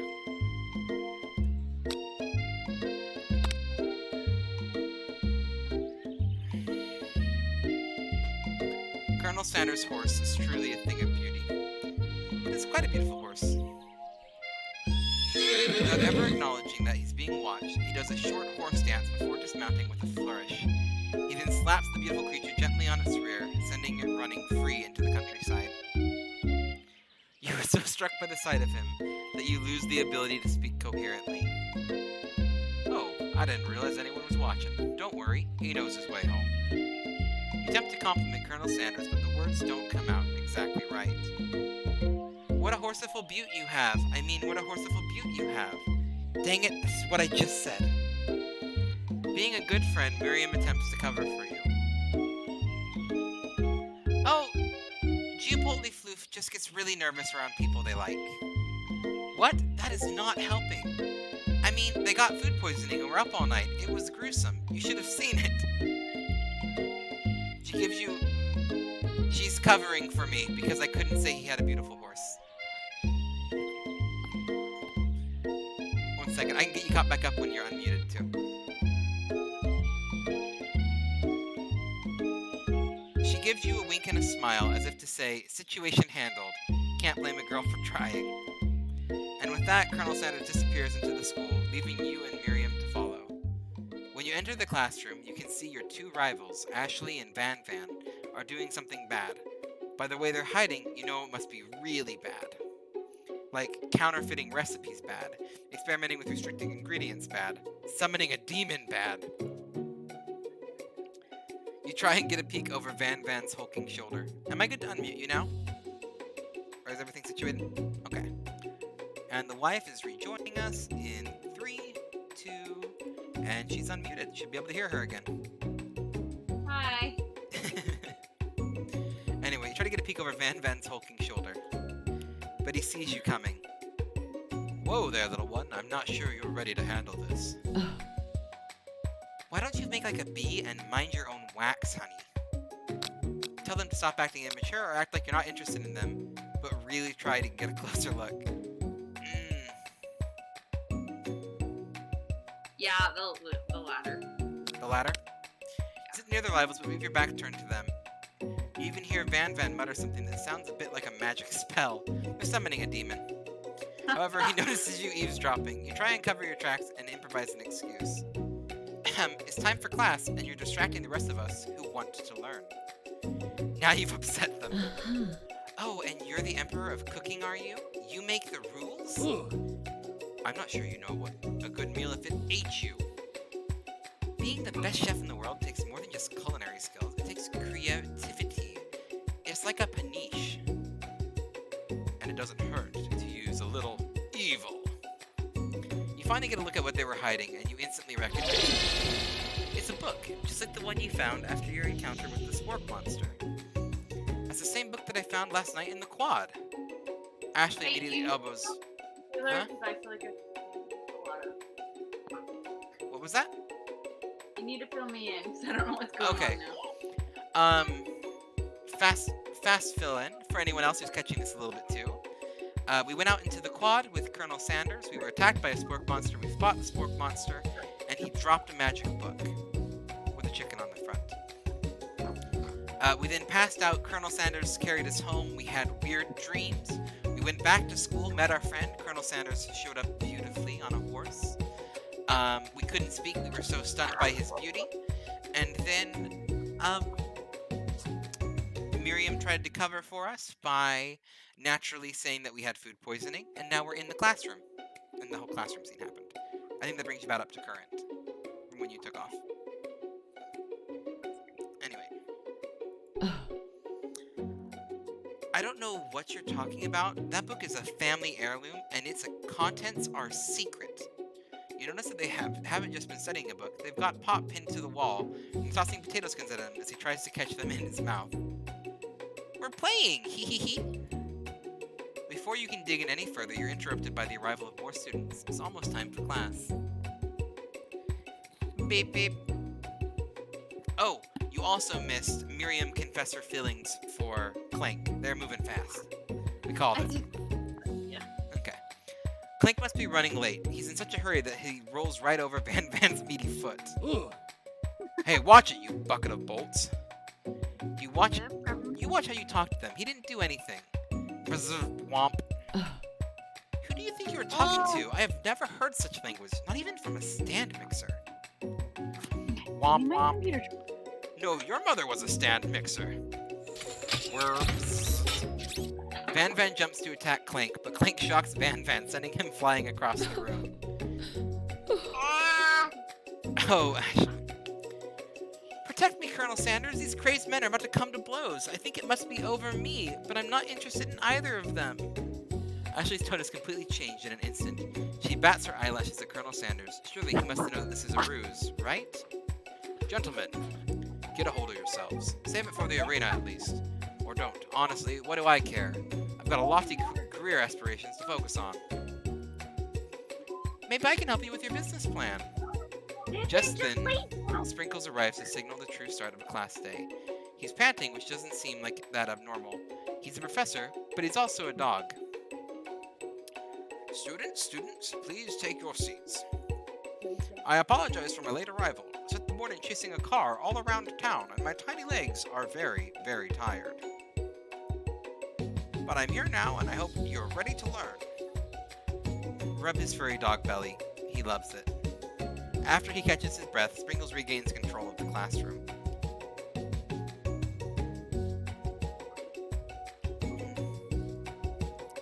Without further ado, we'll review the global history of my favorite fowl, the chicken. Oh. Dang it. I lost that last line. We'll catch up to it real quick. Maybe? It's loading. You want to pay attention to this truly. I can't even read it on my stream. It went too fast. Anyway. Which is why in 1776, at the signing of the the signing of the Declaration of Independence, it was chicken who first signed their names. But you can't help but daydream about Colonel Sanders, and you missed most of the important part. We did miss most of the important part. When you come to, Sprinkles is holding a tray of food in front of you. Well, Geopolt Lafloof, Naturally, this appears to you to be a sample platter. Which item do you want to sample? A glass of water, a shimmering pepper, a dog biscuit. Good luck. I'm gonna say a shimmering pepper. It sounds like spices, spicy chicken. You know, that's a thing. A brightly colored pepper stands out from the other items. It sparkles in a most eye-catching way, so naturally you reach out, grab it, and eat it right away. However, your body is not prepared for the heat. The pepper has triggered an intense spice hallucination. It feels like forever as you trip through the universe. My friend... Ooh. This guy again? I'm here to give you an important message. Ooh. You must avenge my death and fulfill your destiny. All of you must do is... Cough, cough. I was saying, to fulfill your destiny, all you must do is... Cough, cough. Sorry, I think I've still got some spice stuck in my throat. It's fine, I'll work through... Cough. To fulfill... Cough. The prophecy... Cough, cough. You must... You feel yourself begin to regain consciousness. Aw, man. You come to and find everyone is staring at you.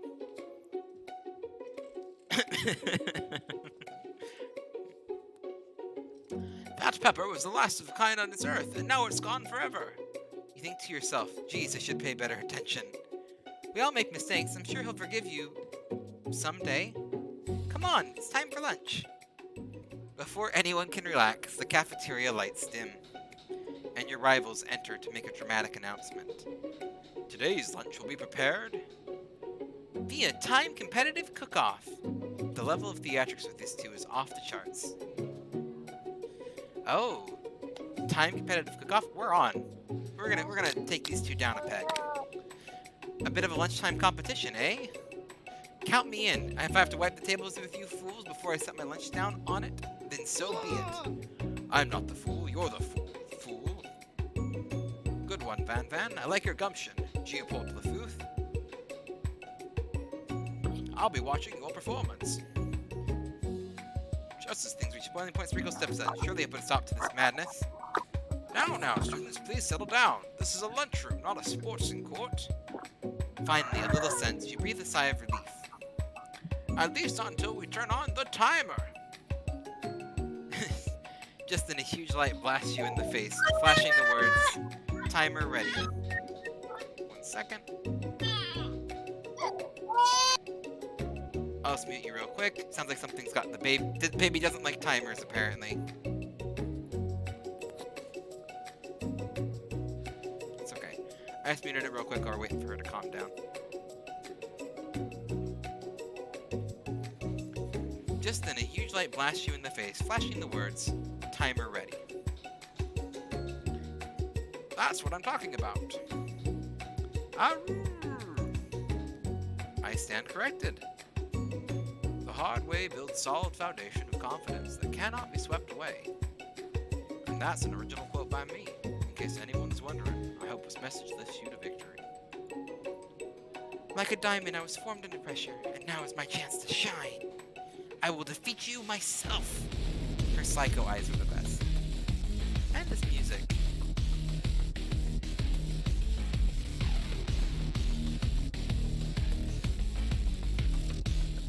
You've had his chicken and you made mashed potatoes with gravy on day 1. And you're feeling like you can really impress him again here. I think we're good to unmute now. Okay. You're back. It's time to boil some water for the potatoes. Think fast. If the timer runs down, you'll be forced to pick randomly. Okay. So this sounds like we're running like a little bit of a time thing. So we're gonna have to get into this. What temperature does water boil at? It boils at 100 degrees Celsius. But how would you...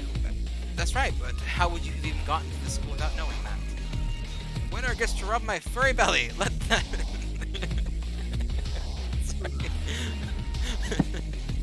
Sorry, this game.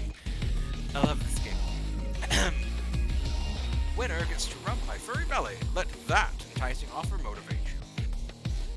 going to need to season this chicken before you cook it. You don't know Colonel Sanders' recipe exactly, but you have an idea.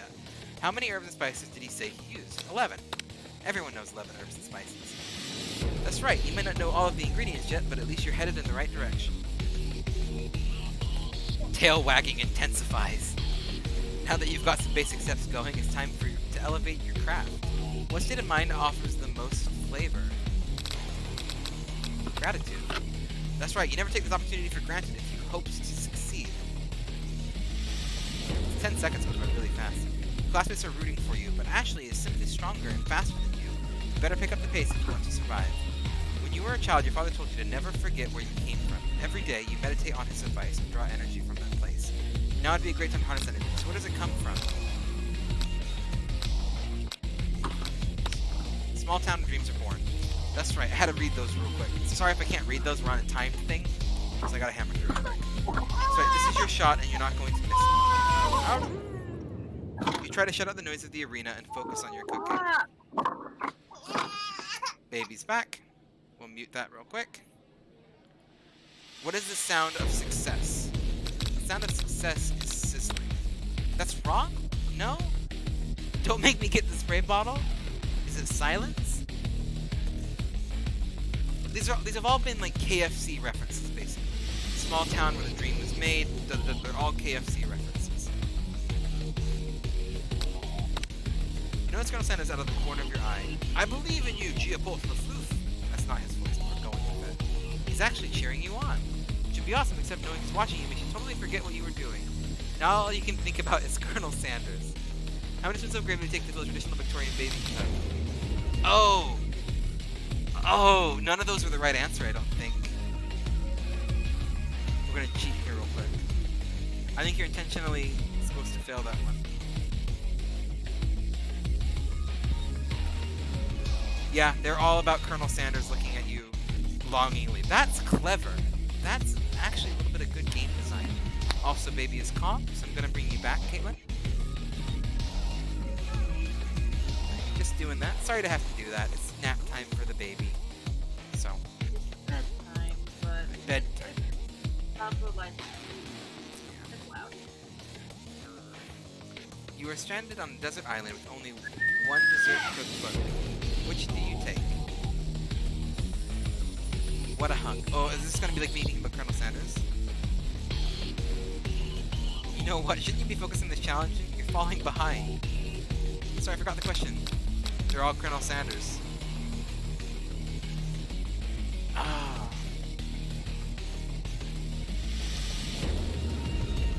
I'm like, I really want to get these right, but it's not gonna let me. That's okay though. What does that have to do with crafting particular fried chicken and delicate baked biscuits? Woof, woof. You're really struggling to keep up. At the next station over, Ashley has already begun plating elements of her dish. It's colorful and complex. To make up time, you toss your biscuit dough into the stand mixture. As you do, the crowd gasps. Yikes. I know you love nothing more than seeing your fellow appliances utilized in a kitchen battle, but sometimes it means sacrificing the personal touch. You might not have the hands, but Giapolt Lafloof does, and a good chef needs to be touching the dough. Know when it's properly mixed. There's an easy way and a hard way, and a hard way.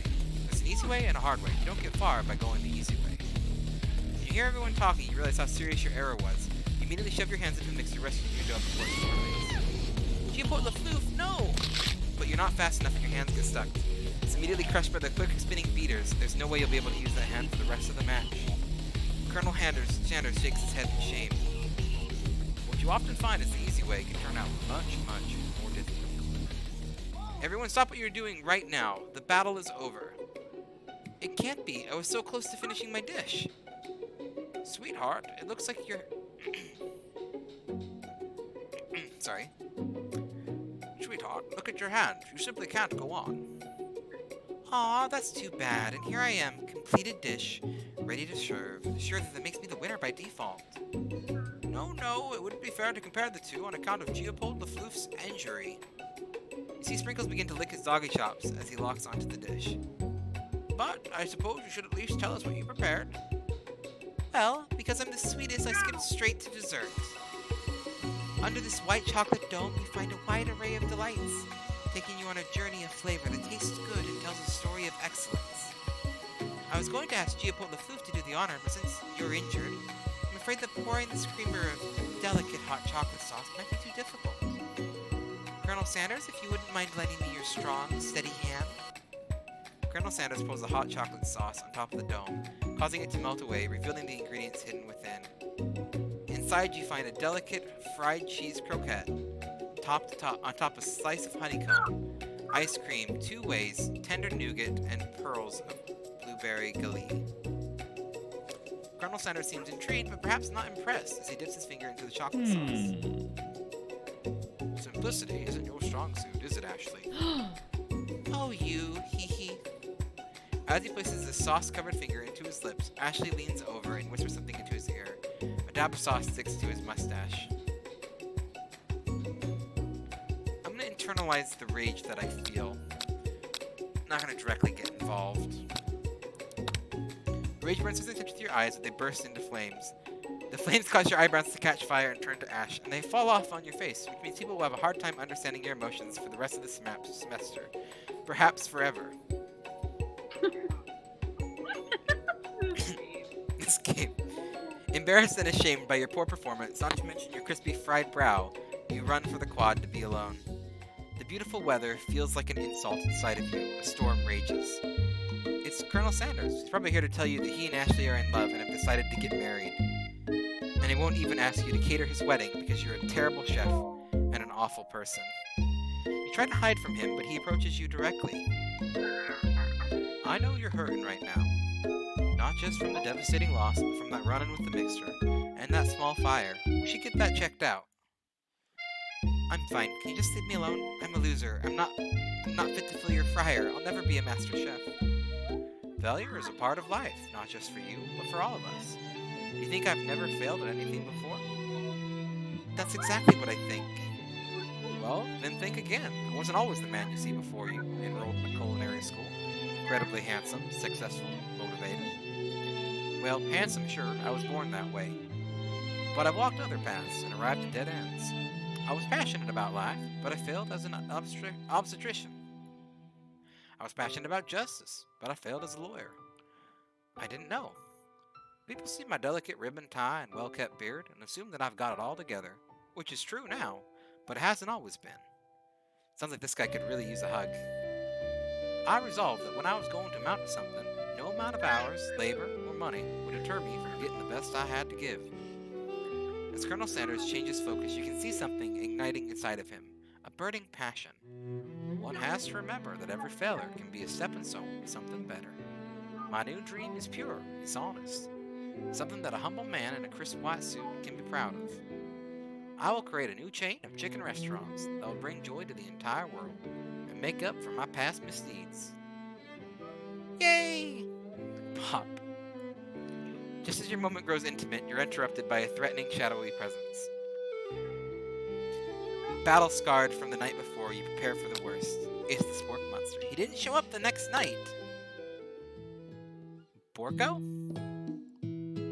It is I. I know I said I wouldn't be back, and after the whole fight to the death thing, maybe you don't really want to see me anymore. But I just wanted to say that I was wrong to attack you, and I apologize. I know what it's like having to always look over your shoulder. Monster problems, am I right? Aw, thanks, Borko. I'm glad there are no hard feelings. Getting jumped by a giant creature in the dark of night can really rile a person up. I also want to apologize for the way I switched right into attack mode. I know that you're strong and cooking school can put a person under a lot of stress. I actually used to go to the school. I wasn't always a Spork Monster, you see. I don't believe it. You were human once? Well, no, I was a golden retriever, but I was still a student. Until one day some mean kids with a magic spellbook cast a dark enchantment on me, and I was forever transformed. A magic spellbook? Precisely. I had procured a copy for myself, but somehow along the way, I've lost it. If you find such a book, I beg of you, respect it. You're a powerful staff, and I wouldn't rely on such dark and evil magic. No, you should be protecting the innocents from those things who would cheat them through sorcery and guile. If you need me, don't fear. I'll be there. Sounds like one of those bad cooks in this kitchen of life, Geopold Lefloof. Together, I'm sure we can defeat them. Come back to my hideaway and we can discuss. A personal invite? You can't imagine what Colonel Sanders' home must be like, but it sounds like you're about to find out. Stepping inside Sanders' home, surrounded by his things, you start to feel a special bond with him. It looks like you live in such an exciting life, Colonel... Oh, nope, this is me. I am not Colonel Sanders. It looks like you live such an exciting life, Colonel Sanders. Every day can be an adventure if you approach it with the right attitude. Long ago, I made the decision to never stop searching, never stop working, never stop imagining. Have you ever been working on any new recipes of your own lately? I'm always excited to talk about food with another ambitious chef. Well, there is something. It's just a side dish that I've been tinkering with, trying to find the right balance of flavors and textures. I'm not sure I've nailed it yet, but I'm close. Colonel's eyes perk up as he starts to wonder what dish you might be describing. Trying to pair something spicy or something crispy. Both, perhaps? Now you've got him right where you want him. Should you reveal your new creation to him, or keep it a secret just for you? We're gonna reveal it.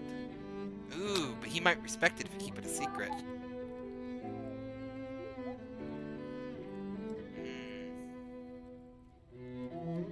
What do you think, Favorian? Well, sounds like Phyllis has got some opinions. You got some opinions, Philo?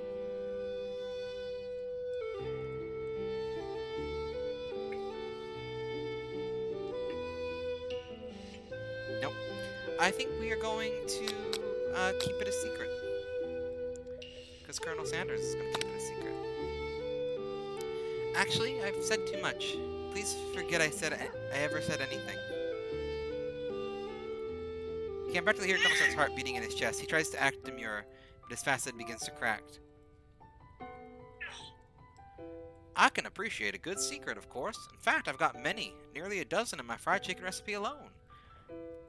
But I'd hope that you could learn to trust me with yours. Well, I suppose you did share a secret with you. Well, I suppose you did share a secret ingredient with me yesterday, so it'd be only fair. Colonel Sanders' face grows serious. Oh yes, about that, you see. Yes, Colonel? I haven't been completely honest with you. The secret I told you was a fake. Oh no, the ingredient you shared with Miriam? It wasn't true, but I shared a fake one with her. You're angry with Colonel Sanders for lying, but the fact you revealed his secret shows he was probably right to do so. I didn't reveal his secret, though. I'd like to do a failure method, because I specifically did not share the secret. I mean, it wasn't one of the real 11 secret herbs and spices. You see, we'd only just met, and I had to make sure you were trustworthy and capable of keeping the most important secret to me. The recipes are priceless. We'll have something to confess. I didn't share it, though. That's the thing.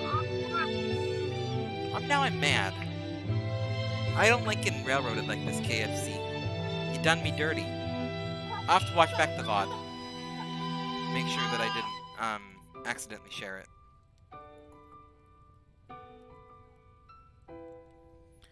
Baby's getting fussy again, so I'm just muting that real quick for you guys. Okay. Well, I have something to confess. That secret ingredient you told me, I shared it with my Miriam, my bestie. Unfortunately, I already knew this. I was very disappointed, but now that you've come clean, we can start building our relationship as fellow chefs again. We're gonna move past this, but I am gonna check my VOD, because that's a little bit annoying to me. This game's been really good, but I swear I clicked the option where I didn't share it, specifically for that reason. Anyway. I promise to be honest from here out. I really do. I'm counting on you. Then in that case, I present to you my original coleslaw. The shredded cabbage dish glistens in the light of Colonel Sanders' Lux Hideaway. Magnificent. Together you chow down on the creamy slaw until just a spoonful remains in the bowl. I mean, I gotta admit, I love a good coleslaw myself. It's probably one of my favorite ingredients, my favorite little sides to have with chicken. So I respect this. Do you mind if I hold on to the last bite? I'd like to have it around so that I can admire it, taste it later, and think back on this moment.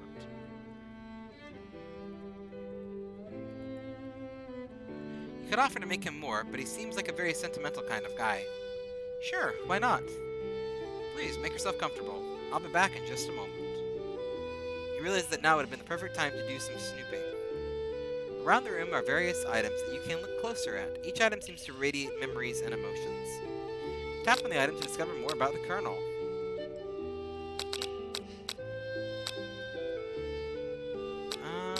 Start with the chicken. You notice a very realistic stuffed chicken sitting on a corner table. When you pick it up, you realize that it isn't just realistic, it's real. Taxidermy must have been important to Colonel Sanders when it was alive. 1 second.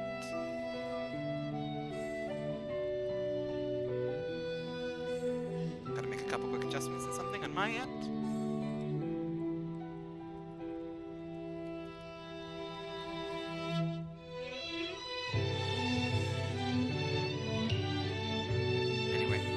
A little note clip to the chicken's foot reads, "The true state bird of the great state of Kentucky." Sits in the window. You gaze out the window and across the vast lake and mountain range beyond. Just then the ghost of student pops up.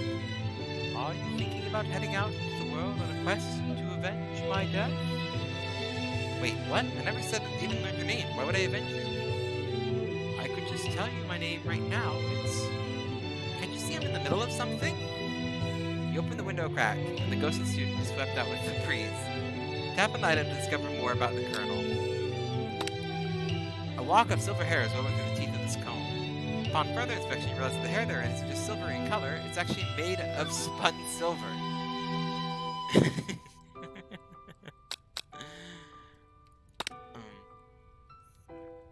A scented candle. You pick it up and try to identify the smell.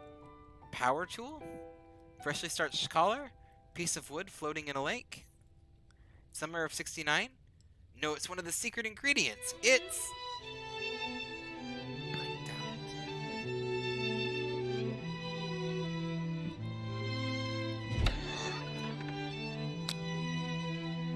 it. Do we go into there, or we gotta figure out where we're going?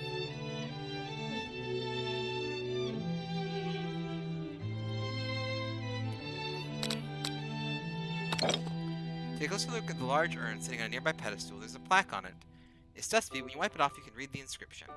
It says, "Here lies the ashes of all my past careers and business failures." It's a bit dramatic. Poor guy. One of the frame photos shows an old man who looks like a bit like Colonel Sanders standing with a friend. They hold fried chicken drumsticks and appear to be cheersing them. You look closely and see that there's a short inscription. "I wonder who my friend Pete is." I'm almost certain that this is a reference to the man who first bought KFC franchise and opened it up in Salt Lake City, Utah. I think his name is Pete. That's the reason behind that. So this game, so to be entirely like open and honest about this, like in a real quick little aside here. KFC, I love the chicken, and Colonel Sanders was an actual real human being. He is very much a man from Kentucky and not necessarily a good area. And so there's a couple things with Colonel Sanders when you look him up that aren't really good things to be idolized in a person. And this game was kind of designed in a really clever way from KFC, for better or for worse, to retell the story of Colonel Sanders and make him a more of a mythical figure, and kind of steer away from the original man that was Colonel Sanders. It was released around the same time you see their ad campaign, where they had a bunch of different actors, and like Reba McEntire even, playing Colonel Sanders. It's a way for them to kind of take away the character of Colonel Sanders from the original man, and make it into its own unique individual persona and character. Kind of separated the two. Just wanted to address that. Just 'cause I feel like I need to. Yep, Colonel Sanders was in the pyramids in Egypt. It was discovered one of his secret herbs and spices. Adorable baby curls on the floor. From the goatee and mustache combo, he's forced you figured that he must be Colonel Sanders himself. That, or maybe it's a drumstick that he seems to be waving like a rattle. Who frames a baby picture of just themselves? Probably the same type of person who would make their own face the logo of the company they founded. Right? Okay. Good self-dig. Props, KFC.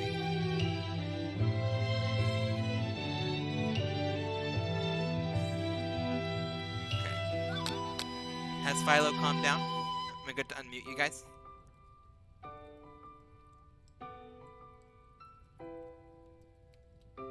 If you need to go, you can go too if you need to.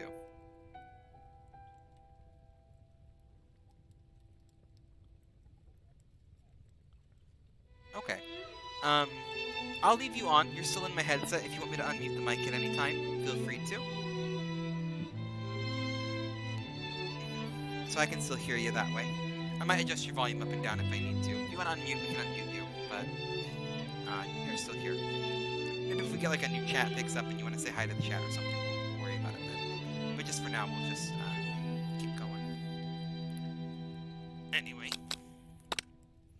This must be where he keeps the secret recipe. You think for a moment what number is important to Colonel Sanders, then it dawns on you. As soon as you turn the dial to 1111, the safe opens inside, and you find a seagull note.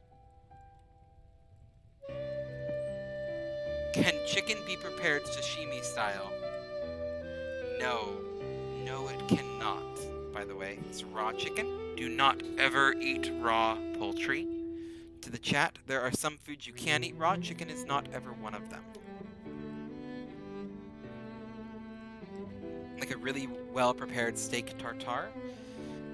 As debatable, it's always iffy eating raw meat. But chicken's one of the ones that just always should avoid. You open the door to Colonel Sanders' closet and find a row of his signature white suits hanging within. Take one of his outfits hanger and try it on. The jacket is a bit big for you, but it's soft and comfortable. Give yourself a deep hug, breathing in his scent. They say that home is where the heart is. That's what they mean. Before you can look any further, you hear Colonel Sanders returning. He has a new dish that he has been working on, and he wants you to taste it. You try to act casual until he asks why you're wearing his jacket. Aww. I don't usually loan those out, but I must say, it does look good on you. Oh crap, the jacket! You forgot to take it off. You decide that now is your moment and make a big move. You tell him that you're cold. You fess up and tell the truth.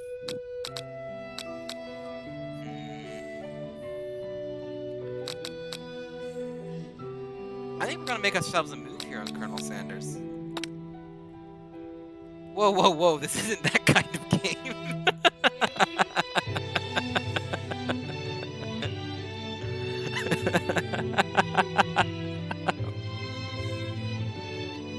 Sorry.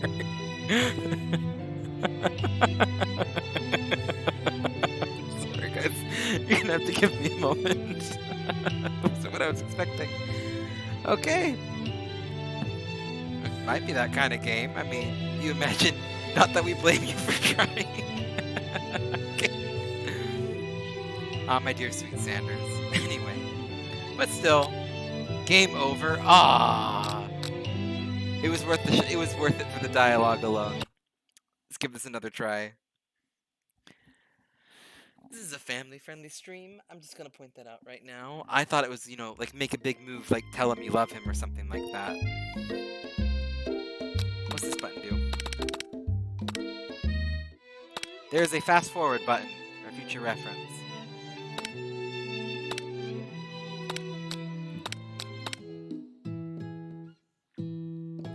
We'll keep on fast forward until we get to where we were.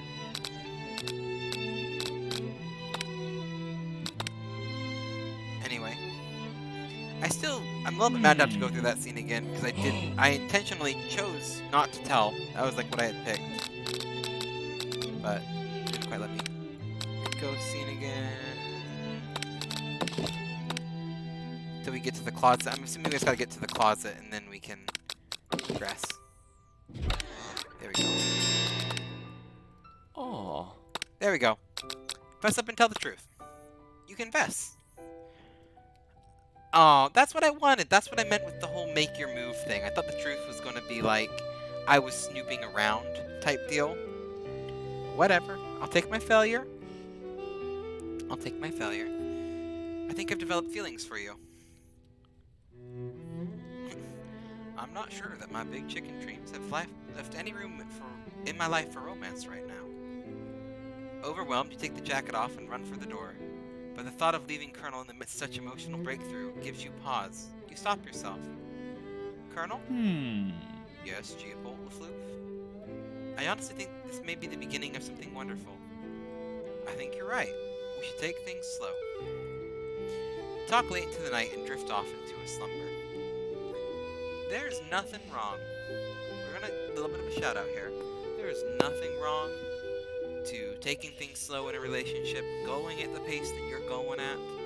Especially for Ace and Arrow people out there, you don't need to have what Hollywood tells you you have. You make do, you find someone that you love, and you spend and you do whatever you can. Relationships are about compromise and meeting each other's needs.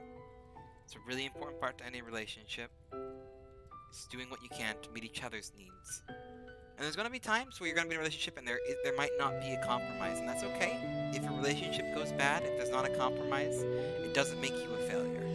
You just got to do your best and find someone you love and try to be with them. Just a little shout out there. Maybe you don't even find someone you love. You know, you do what you got to do. Just try to live your life the best you can. Dream sequence. Perfect. Admire all of them riding on fried chicken. Still, definitely had weirder dreams. You wake to a beautiful morning in Colonel Sanders' hideaway. Did you make the right decision on how to respond to Colonel Sanders? Only time will truly tell. Today is a day that could change the rest of your life.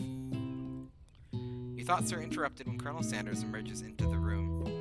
He's holding a gorgeously plated breakfast and your mouth waters at the sight of it. Here's a simple breakfast I just whipped up. It's meticulous. I'd eat that for breakfast. Fried chicken, biscuits, butter. That sounds like a great breakfast. You taste Colonel Sanders' food and it takes you on a journey. When you return, he's waiting to ask you an important question. So, would you say it's the perfect match? How presumptuous. My cuisine and your taste buds, that is. Such confidence, such grace. Could he be the world's greatest gift to cookery? We're gonna flatter him a little bit. I think we might make a great team. A single tear begins to pool in the corner of his eye as he gazes out the window. And with the right business partner, I know I can't fail. Business partner? Could be talking to you? It's all happening so quickly. Overcome with emotion and confused by your feelings, you're on the verge of tears. Unable to speak, the only answer you can find is to run to the door and get home. There's still one more day of school after all. The University of Cooking School, Academy for Learning, waits for no one. You get home to find very surprising. Your best friend is waiting there for you. Where have you been? Because I had one heck of a night. I've been desperate to talk to you about it, but I couldn't find you. I got worried that something had happened to you. It's okay, But now that it turns out that you're fine, I can finally give you up to the speed of the saga of Miriam. Sure, but you will not believe what happened to me after school yesterday. I went on a date. I think I can believe that. Since I've been partnered up with Clank, he asked me to go out with him. Of course I told him, you better keep your dials turned to polite and respectful. I'm not that kind of girl. But he was just interested in spending some one-on-one time together and getting to know me. So I said, yeah, sure. I can get to know this little metallic guy. Long story short, he took me skydiving with his friends, but things quickly spiraled out of control. Did she just say skydiving as if that was a typical first date to go on with a talking pressure cooker? That was... And now I'm not really sure where we stand. You don't give Miriam time to tell her whole story. However, bottling up the details of your own night is just too much to bear. And I went on a date too, back to Colonel Sanders' house, where I spent the night with him. You what? Nothing happened, but emotional connection. Wowzers. Miriam offers to support you no matter what you do. Together with your bestie, you feel like you can do anything. When you arrive at school, you encounter your rivals up in the quad. You can tell from a distance that they're picking on Pop, though he himself might not quite grasp that fact. Because he's Pop. What's a swirly? It sounds delicious. Oh, it's great. I'll order you one right away. I'll have the swirly with sprinkles, please. Hee. Sprinkles is a dog and a treat. You can get your swirly dipped, too. Why don't you pick on someone your own size? Because I am literally the biggest person in the school. There is that horse that Colonel Sanders rides to school, but who would dare to pick on such a gentle and beautiful creature? Ugh. You've got some nerve, Geopold the Floof. Suggest I pick on a defensive horse. Now you're twisting my words, and I won't have it. You clenched your fist, but the injury from yesterday's mixer accident makes you wince with pain. Doesn't look like you can go on cooking like that. Might as well just give up. I'll never give up. Ever. Colonel Sanders arrives just as it appears though things are close to boiling over. A naturally intuitive person, he senses that something has been going on. Is everyone excited for the final day of school? Geopold the Floof, how's that hand feeling? I'm sure you'll be back in fine form by this afternoon. Aren't you concerned about my hands, Colonel? Yesterday, I almost broke a nail winning so hard. Technically, I don't believe a winner was decided, but your presentation was quite impressive. What is he doing complimenting her? But what about the flavor of my delicate, warm, gooey chocolate sauce? It was clear that you're passionate about how your food is received. That's a lot of words to say. It was bland. Excuse me, Geopold the Floof. I am more than capable enough to speak for myself. Maybe you could tell me more of your thoughts as we walk to class, Colonel. I'm always interested in discussing the fine art of fine foods. See you inside, Geopold the Floof. Annoyed by Colonel Sanders' inability to see Ashley for who you know she really is, you walk across the quad to get some distance. In an attempt to distract yourself from how slighted you feel by the interaction with Ashley, you take out the spellbook you recovered yesterday and start flipping through the pages. Whoa! That's that book? It looks like bad news. It's just something I found lying around. It would appear to be some sort of grimoire, but I don't really believe in that magic stuff. A grimoire? Like a book of spells? I don't know. Who would spend so much time decorating a magic book if it weren't really powerful? I can think of one surefire way to find out. You open to a page covered with arcane warnings, cast only in case of extreme emergency. It says all around the edges of the page. I could use the spell here that says it will erase anyone I choose from all of my memories. If I scrub out Colonel Sanders, it would probably help me focus better on the upcoming final exam. That is way drastic. Couldn't you do something else? Like, anything else, not rooted in dark magic? Like, maybe tie a string around your finger? Okay, fine, it is drastic, but desperate times call for desperate measures. You got a memory erasing spell sitting right in front of you, and a pretty good excuse to try it out. No, I'm not gonna do the spell. Take your friend's advice and put the book away. It's almost time for class. Sprinkles is already in the room, waiting for the students to arrive. He clears his voice to make a quick announcement. I want you all to know if I feel something of a dog moment coming on, but I assure you it's nothing to be afraid of. His cute little nose stretches up and he begins to breathe quickly.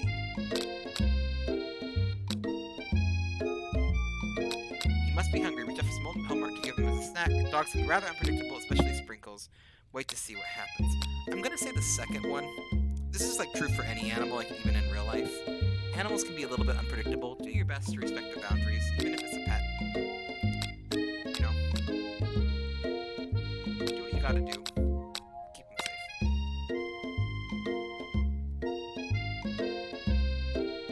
Sprinkles stops in his tracks. He focuses on the window. The room is deadly silent. When you follow his gaze, you see a tiny orange squirrel perched on the cherry tree outside. Sprinkles turns feral and runs to the window of the classroom. He begins barking uncontrollably at the squirrel outside. Terrence! I told you never to come back here! Terrence! I will destroy you, Terrence! Sprinkles is barking ferociously, drool flying off of his face. The squirrel looks over, but he doesn't say anything back. You wonder, is that even a talking squirrel? Who named him Terrence? You better not show your hijinks around here ever again!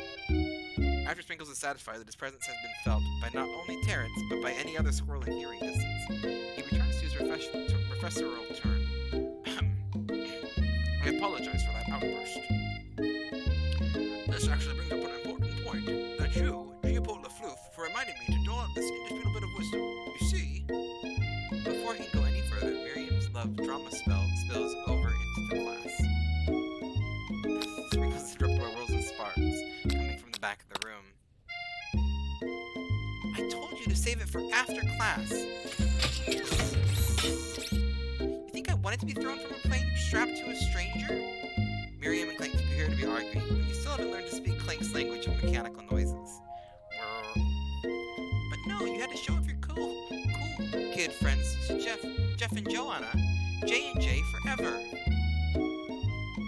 Watch us from a triangle in midair as we descend. Triangles are the strongest shape, don't you know? Psst, psst. Yeah, well, that doesn't make it a great date.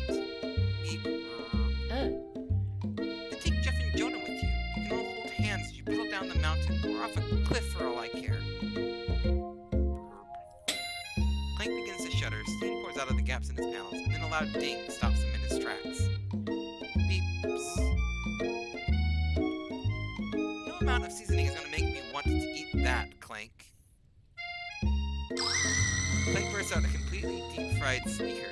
Considering that he himself has wheels, not feet, it is not entirely clear where it came from. In terms of deep-fried footwear, I guess it looks okay. Clank slowly rolls out of the room to be alone with his shoe. Everyone tries to pretend like they didn't see that entire thing go down. Nothing like a loud public breakup to cast a pall over the final day of school. Well, that was unfortunate. But we mustn't be distracted from what lies ahead. The final competition showdown challenge exam. I'm still working on the title, but I think you get it. Test time approaches. See you all in the arena. Before you can think about your upcoming competition, there's a very beautiful soul nearby in need of a pep talk. Hey, Miriam, are you okay? Okay, I'm so mad I could smash my tiny mug, spilling several droplets of hot cocoa all over the floor. How could he embarrass me in class like that, in front of everyone? Her tiny cocoa is a delicious treasure, so you know that this breakup is no joke, even if the source of her frustration is just a silly boy. I know that you know this, but I'm gonna say it out loud. You don't need anyone. Me and you, we're gonna cruise through this final test and hit the carpool lane to Success City. Miriam brightens up, imagining the wind rushing through her short bangs, but she hesitates to embrace the feeling all the way. You're not gonna saddle up on Colonel Sanders' stallion and ride off into the sunset without me? Of course not. Well, maybe sorta, but I'm sure there's a pony out there with your name on it. And a ranch big enough for both of us and whoever else we want to bring along. If it's not Pop or Clank or anyone else you meet today, tomorrow, or this whole year, so what? You're a special person who shouldn't settle for the first someone to show a little interest in anyhow. Miriam gives you a big hug and wipes a tear from her cheek. I should really review my menu for today. I'm going to make a very special soup. And I bet that Professor Dog is going to love it up.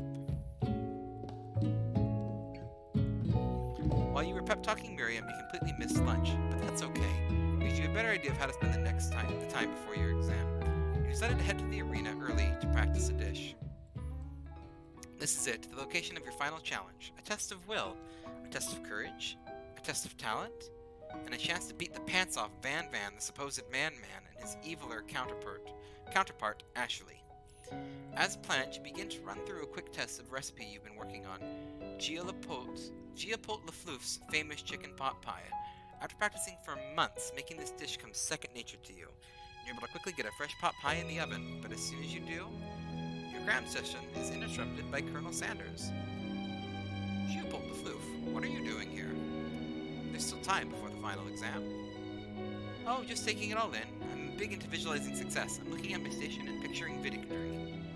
That pot pie has begun to bake, and the smell is slowly filling the space around you. Visualizing, huh? That's too bad. I was hoping you were cooking something delicious. You're usually happy to share your food with anyone who is hungry, but the last time you let Colonel Sanders get into your head, it cost you the cook-off. Sadly, it's time to put your cooking above your romantic desires, but that decision is hard to stick with. The oven timer goes off behind you. Press up about your practice dish. Okay, you got me. I'm doing a little bit more than visualizing. I know. My nose can smell a pot pie from 400 yards. It's an oddly specific distance, but you'd expect nothing less from such an oddly specific man. You know it was a pot pie from the smell? Not just a pot pie, but a chicken pot pie with an all-butter crust. And my nose is telling me something else. Oh no, is it burning? No, I can smell it was made with a heaping of helping of TLC. But it's probably start burning any second if you don't pull it out. The moment of truth. Wow. It's the best pot pie I've ever tasted. I've always loved country cooking, and I could eat this all day. There's no time left. The final showdown is about to begin. Sprinkles lays down the ground rules. There are no rules, except to cook with everything you've got. You step up to the cook-off of a lifetime. You decide the mac and cheese plus the pot pie you've been practicing are just the dishes that'll push you over the edge to victory. Meanwhile, both Van Van and Ashley are preparing wildly elaborate dishes, per their usual top selves.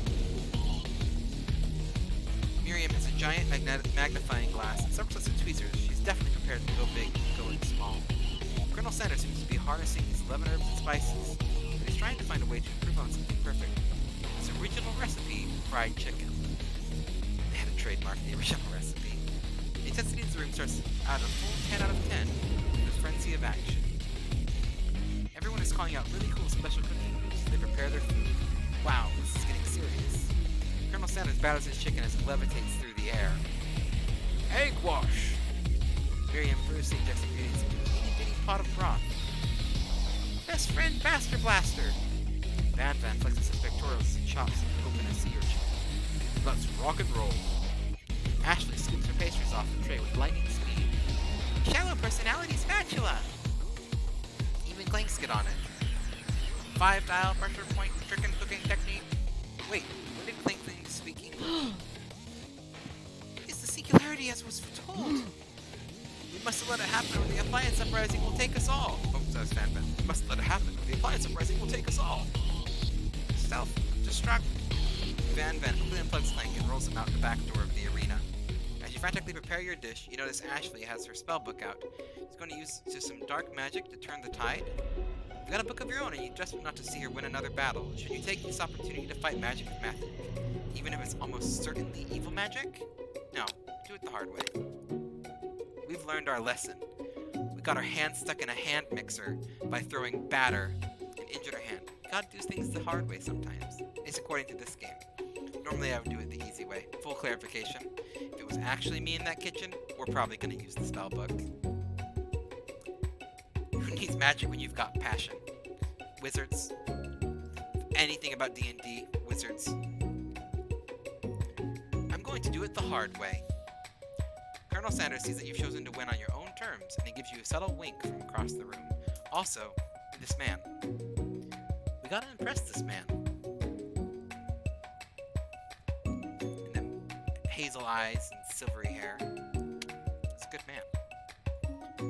I believe in you, Giapol Lefloof. Miriam notices too. And I've always believed in you, Giriam Lefloof, since we were little kids, because I'm your best friend forever. You turn to notice that Miriam is at your station cheering for you. Miriam, what about your dish? If you're here cheering, who is cooking? Tiny food, short cook time. I'm actually already done, so I thought I'd help you. Oh, that's sweet, but Miriam tosses a handful of spices directly into your boiling noodles. It's the secret ingredient! The boiling pot explodes, sending Miriam flying backwards. The watery noodles begin to swirl in the air, bubbling up into the dark cloud that thickens and congeals before your very eyes. It is I, Steve, the spork monster. Steve, wait, what happened to Borko? You're not here to battle me, are you? We spork monsters are many. I think Borko had the day off, but you have conjured Steve, and I hate to battle. So I'd say you're doing pretty alright. Oh hey, you're in the middle of a cooking competition? I love this stuff. It's better than TV. You crazy kids and your culinary skills really impressed me. Mind if I hang out? I'm sorry, Steve, but I'm kind of in the middle of something. Do you mind? Steve, this work model notices that you've gotten the grimoire stashed beneath your cooking station. I see what you're up to. Crisscross some magical items and accidentally summoned me, huh? You guessed it, sorta. If you're here, would you mind tossing some fresh noodles in that pot of salted water? I'd love to. I've always wanted to be a top chef. You know, when I was just a little spork pup back in the old country.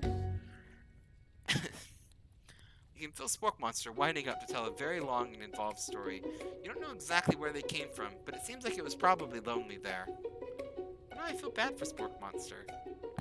Actually, you know what? Maybe you could watch from the stands. I really need to focus on this competition. I understand. It's kind of like the time in Monster School that I'd fallen asleep during Scare Tactics class, and when I woke up, he tosses a serious stare at Steve, and he takes the hint. Never mind, I'll tell you later. Good luck. Having suffered his huge setback, you don't know how you could ever win. Summon extra power deep from within. Give up and drop out of culinary school. have what it takes. I came here to win. Got some good music in the background for this. Your hair turns Your hair turns mac and cheese orange as culinary energy flows through your body. My heart is pure, my hands are steady, my taste buds have been preparing their entire lives for. Yes, Geopold the food, you are the chosen one, you will avenge me. This power you've been summoning immediately fades back out. You interrupted my inspiring monologue. Sorry. My heart is pure, my hands are steady, my taste buds have been preparing their entire lives for this moment. I will show the world my cookery. You begin to levitate off the ground. Energy courses through your body. You know with this power you can do anything. Except turn back time, which would be super useful because while you were powering up your chicken pot pie overcooked in the oven, it can't be served. But don't worry, dear Geopold the Floof. You may have suffered some setbacks, but all is not lost. Rest with your fortitude, Colonel Sanders decided you have earned his support. I've been watching you today, and I must say, I'm truly impressed. Thinking on your feet, rolling with the punches. He steps up to your station and stands right beside you. I'm here to help. All you've managed is mac and cheese, and time is almost up, so you're going to need it. But Colonel Sanders, what about the test? What happens to you? What about the rules? Follow the rules has never really been my thing. I follow my heart. What a guy. Colonel Sanders unfolds a delicate white towel to reveal the most delicate, delicious fried chicken tenders you've ever laid your eyes on. Besides, something unexpected combinations can have surprising effects that surpass their individual efforts. Are you suggesting divine forces will get the perfect? Time's up, students! That's not his voice, we're gonna go with it. With time expired and the moment everyone has been waiting for. You must now prepare to present your dishes. A handful of students stand tall, but the class seems incomplete. It seems we're missing some students. Oh, nope, sorry. Miriam popped up. It seems we're missing some students. Pop? Clank? No, the dog chef is amazing. I want him. If I could date him, this is what the whole entire dating sim would be. But it seems that my options are Colonel Sanders and maybe Miriam if I pick something different at the beginning. But the dog chef is amazing. From off screen, you hear a pure innocent giggle that can only come from one student. Hee hee, I'm flying! It sounds like it's coming from the broom closet over there. Miriam, would you mind? Inside of the closet, you see Pop, hanging on a broom hook by the elastic of his underpants. Pop, get down from there, right now! Let me guess, did Van have something to do with this? When someone asks for a wedgie, who am I to refuse? I thought a wedgie was a salad. It looks like Pop is eliminated from the challenge, seeing how he didn't cook anything. I can't feel my legs. May I be excused? Sure. You kids and your pranks, I must say. It's not the worst prank in UCSAL history, but it's not exactly yearbook material. Wait a second. Pranks? Clank! Where did that pressure cooker roll off to? You wait to hear a signature word beep or other onomatopoeia, but there's none. Somehow, we must have gotten unplugged, I guess. We'll have to figure that out later. That leaves only 4 remaining students. Please collect your final projects. Yes, it has been a long semester. Wow, 3 whole days long. But after days of hard work, the time has come for me to eat. Miriam, please step forward. Now, describe your dish. I've made tender udon noodles in a savory soup. My word, it's so delicate. Is that teeny tiny Narutomaki I spy afloat in an itsy bitsy bowl? Yes, Chef. Please call me Sprinkles. Chef is my father's name. Yes, Sprinkles, and some green tea made from baby tea leaves I had picked myself. Sprinkles carefully sniffs around the dish before opening his mouth and letting just the tip of his pink dog tongue dip into the bowl. Sublime! Would anyone else like a taste? Oh, come on, I'm not one of those dogs who doesn't floss. I even have a really cute electric toothbrush for dogs. Fine, I'll enjoy it all by myself. In a flash, the entire meal has been devoured. Not that it took much, it was less than a thimble's worth of soup. A+. Rarely do I taste a dish. As much love poured into it as yours. Miriam is overjoyed. She gives you a hug. Gives you a huge hug. Thank you, Geoport Lafleur, for helping me to believe in myself. Van Van, you're up. Now, describe your dish. I made Udi over smooth egg custard and an axe-hewn urchin shell, topped with caviar. Did you skewer one type of urchins with spines from a second different colored type of urchin? Yes, Sprinkles. A bit much, don't you think? That's exactly why I did it. A bit much is my kind of brand. Doesn't it look cool? Sprinkles leans in to sift the uni, but he can't get his nose close on account of all the spikes. He begins to paw at it erratically, causing the custard to slosh around. Woof! Woof! Please be gentle with my cuisine. Grrr. Finally, Sprinkles goes all in, tongue first, but he can't get past all the needles. He rears back as his tongue is poked and prodded. Youch! My tongue. The professor appears to be having an allergic reaction to the sting. I can't eat this. It keeps poking my tongue. Disqualified. A stunning turn of events. Who would have thought that serving food in a bowl made of needles could make it difficult to eat? Savage. Savage. Dejected, Van Van does not go gentle into the night. Disqualified for glamour. Don't discount sympathy. This isn't the last you've heard of me. Before forcing us to endure his swollen tongue for another moment, Sprinkles graciously laps up a bowl of milk. I know. Yes, I'm a dog. I drink milk. Get over it. Sometimes it helps me calm my agitated tongue. Next student, Ashley. It's time to step up. Now, describe your dish. I made Orange Blossom Turkish Delight in light rosewater syrup, topped with French meringue, and connected by sugar glass. I'm just gonna say, Turkish Delight is traditionally rose flavored, so it's a little bit weird to do Orange Blossom Turkish Delight with a rosewater syrup, as opposed to like a rose Turkish Delight, which is traditional, and Orange Blossom syrup, but it's probably gonna be good either way. Just a minor thing. That actually doesn't sound too bad. Yeah, it's not too bad. Indeed, it's quite delightful. However, I'd ask that you please refrain from eating it or attempting to taste it in any way. It's very fragile and meant to be a display piece. Don't eat the food at a cooking school. Got toast in your ears or something, Geoport Lafleur? I told you, it's a display piece. Ashley, I must say, it is beautiful. However, this is a cooking competition at a cooking school. Yeah, which is why I cooked it, and I did an extremely good job cooking it too. I didn't realize that we were having an eating exam. If I wanted to be judged on eating, I'd go to a college of eating, school for the hungry.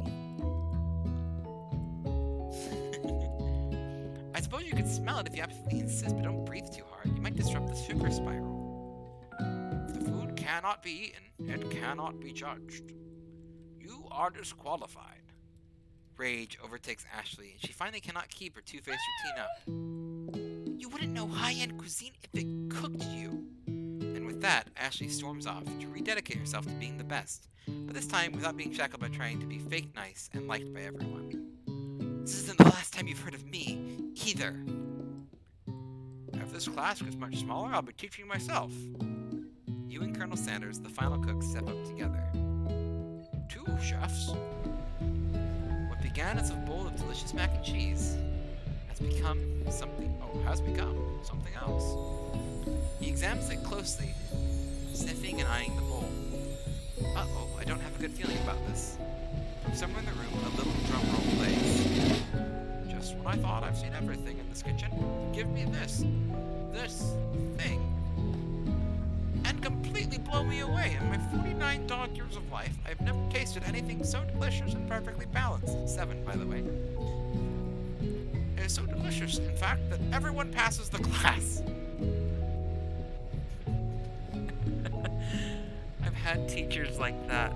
and they're the worst, and you love them because they're kind-hearted and nice. They just want everyone to do well.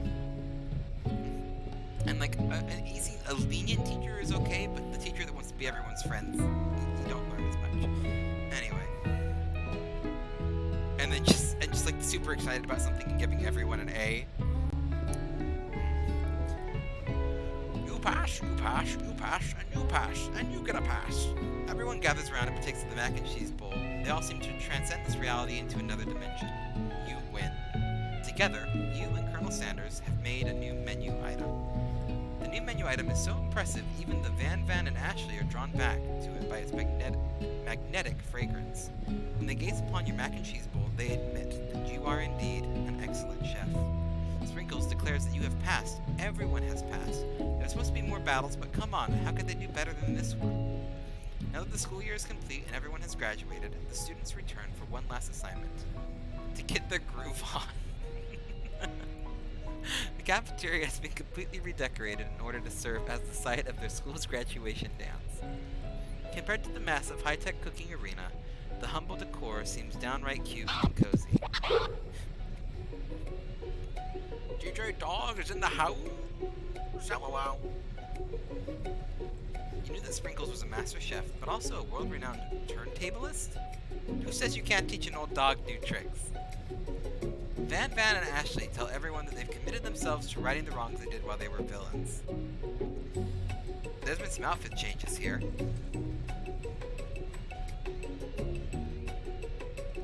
Doggy Chef still good? Gotta take a look at both of these real quick. Okay.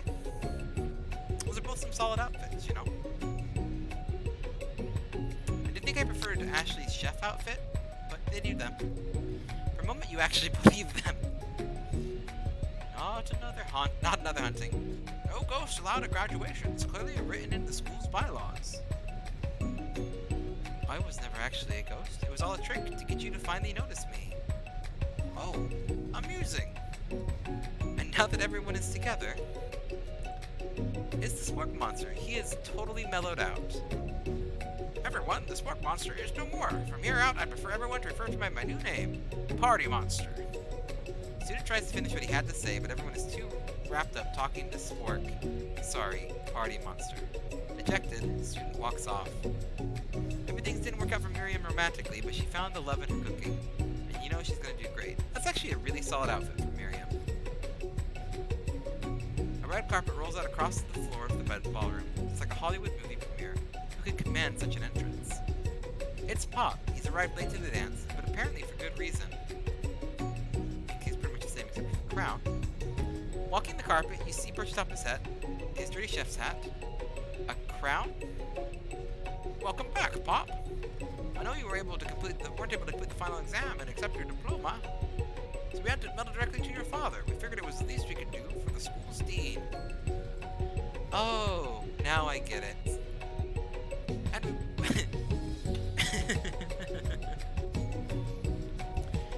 we now get a wing of the school, not to mention the honor of educating the son of a chancellor of such and such.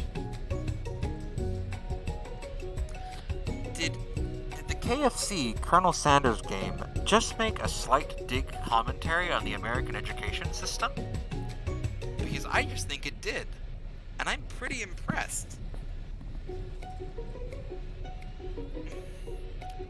Might be a little bit weird coming from any big corporation based in America, but it digs a dig. The music of the dance is interrupted by the sound of sparking and electrical hissing. It's Clank, who's arrived late to the dance. Now that I have graduated, I can reveal my truth. Whoa, he's still doing this talking thing. I am Clank, and I am not of this earth. I'm actually from a faraway planet in another dimension. What? I actually feel like I knew it this whole time. Now that I have learned the ways of your kind, I must return. Miriam, will you come with me? I don't know what to say. Besides, no, obviously. I've just begun to learn who I really am. This is the time for me to devote my life to figuring out who you are, Clank. Yes, Miriam. You do you. You're blown away by Miriam's maturity. It's pretty clear she's managed to surpass you in that regard. Probably. I understand, kind of, human animations are weird. The portal opens up and Clank disappears through it. Finally, Colonel Sanders arrives. We gotta get the petals. Howdy, classmates. Oh.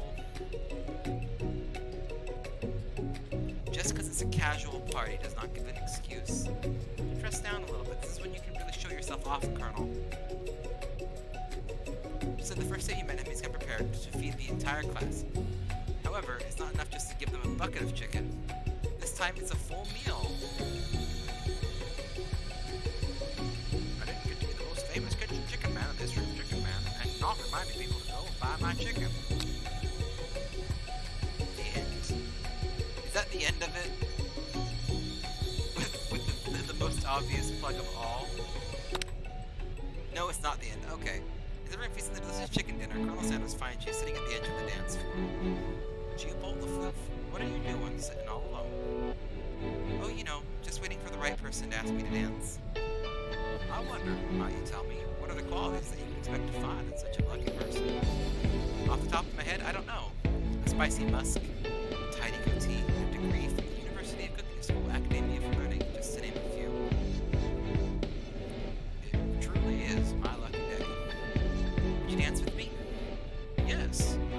Yes, I would love to. I don't know who was who there, I apologize. As you glide across the dance floor, hand in hand with Colonel Sanders, the future stretches out in front of you. I won't smile. 100 franchises up and running. I'll be ready to take a day off, and I'll be so glad to spend it together with you, G. How sweet. Work together and play together. Colonel Sanders stopped dead in his tracks. Work together?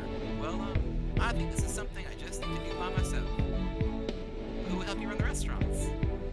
I don't believe I need help. Besides, based on the time of school year, do you really think running restaurants is the best path forward? Could it be you found a love connection, but failed to earn Colonel Sanders' respect as a chef? Can you live with only half of him? Will you be able to endure sharing him with his other's love, a life of entrepreneur? I suppose I could enroll in pastry school. Oh, my dear Jewbolt, I'm sure you will find your place eventually. And along the way, you'll have me by your side. The end. Okay. We're here at the end, looping back around to the beginning. At about, I think that ran exactly the length of one stream. Not what I expected. Here's the question. In 2 hours, around 42 minutes longer. It's actually like, here's the question. It was an okay game. I enjoyed it. There's a couple good stabs into it. It's a little bit weird because I can't quite follow if choices matter. I'm probably going to do a little bit of, what is it? Probably do a little bit more research on this game. If there's like multiple endings and routes to take, we might come back and do another stream of it. Probably just going to be a one-off little stream. I do want to do some of those just little one-off streams. We'll probably get a couple more of them.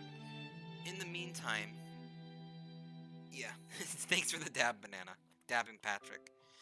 In the meantime, I do think we're going to wrap up the stream. Let's see if anyone's on. I got 3 viewers. That's enough to do a raid. Let's see if anyone's on that I can raid. Say hello to them. Boop-a-da-boop.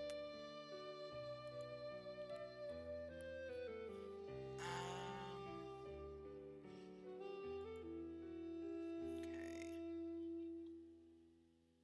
Cuddly guy if you need one.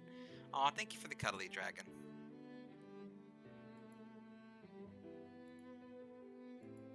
This is complete. Okay.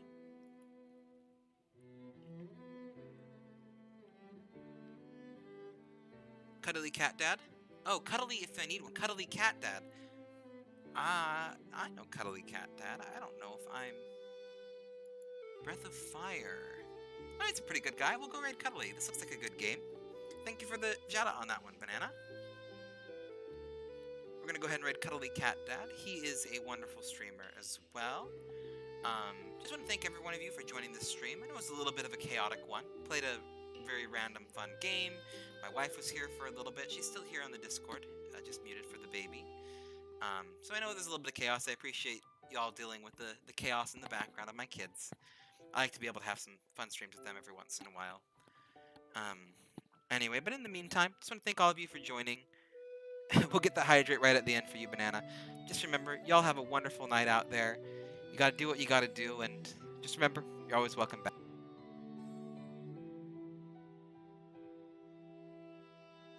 Night all. Let's do this raid.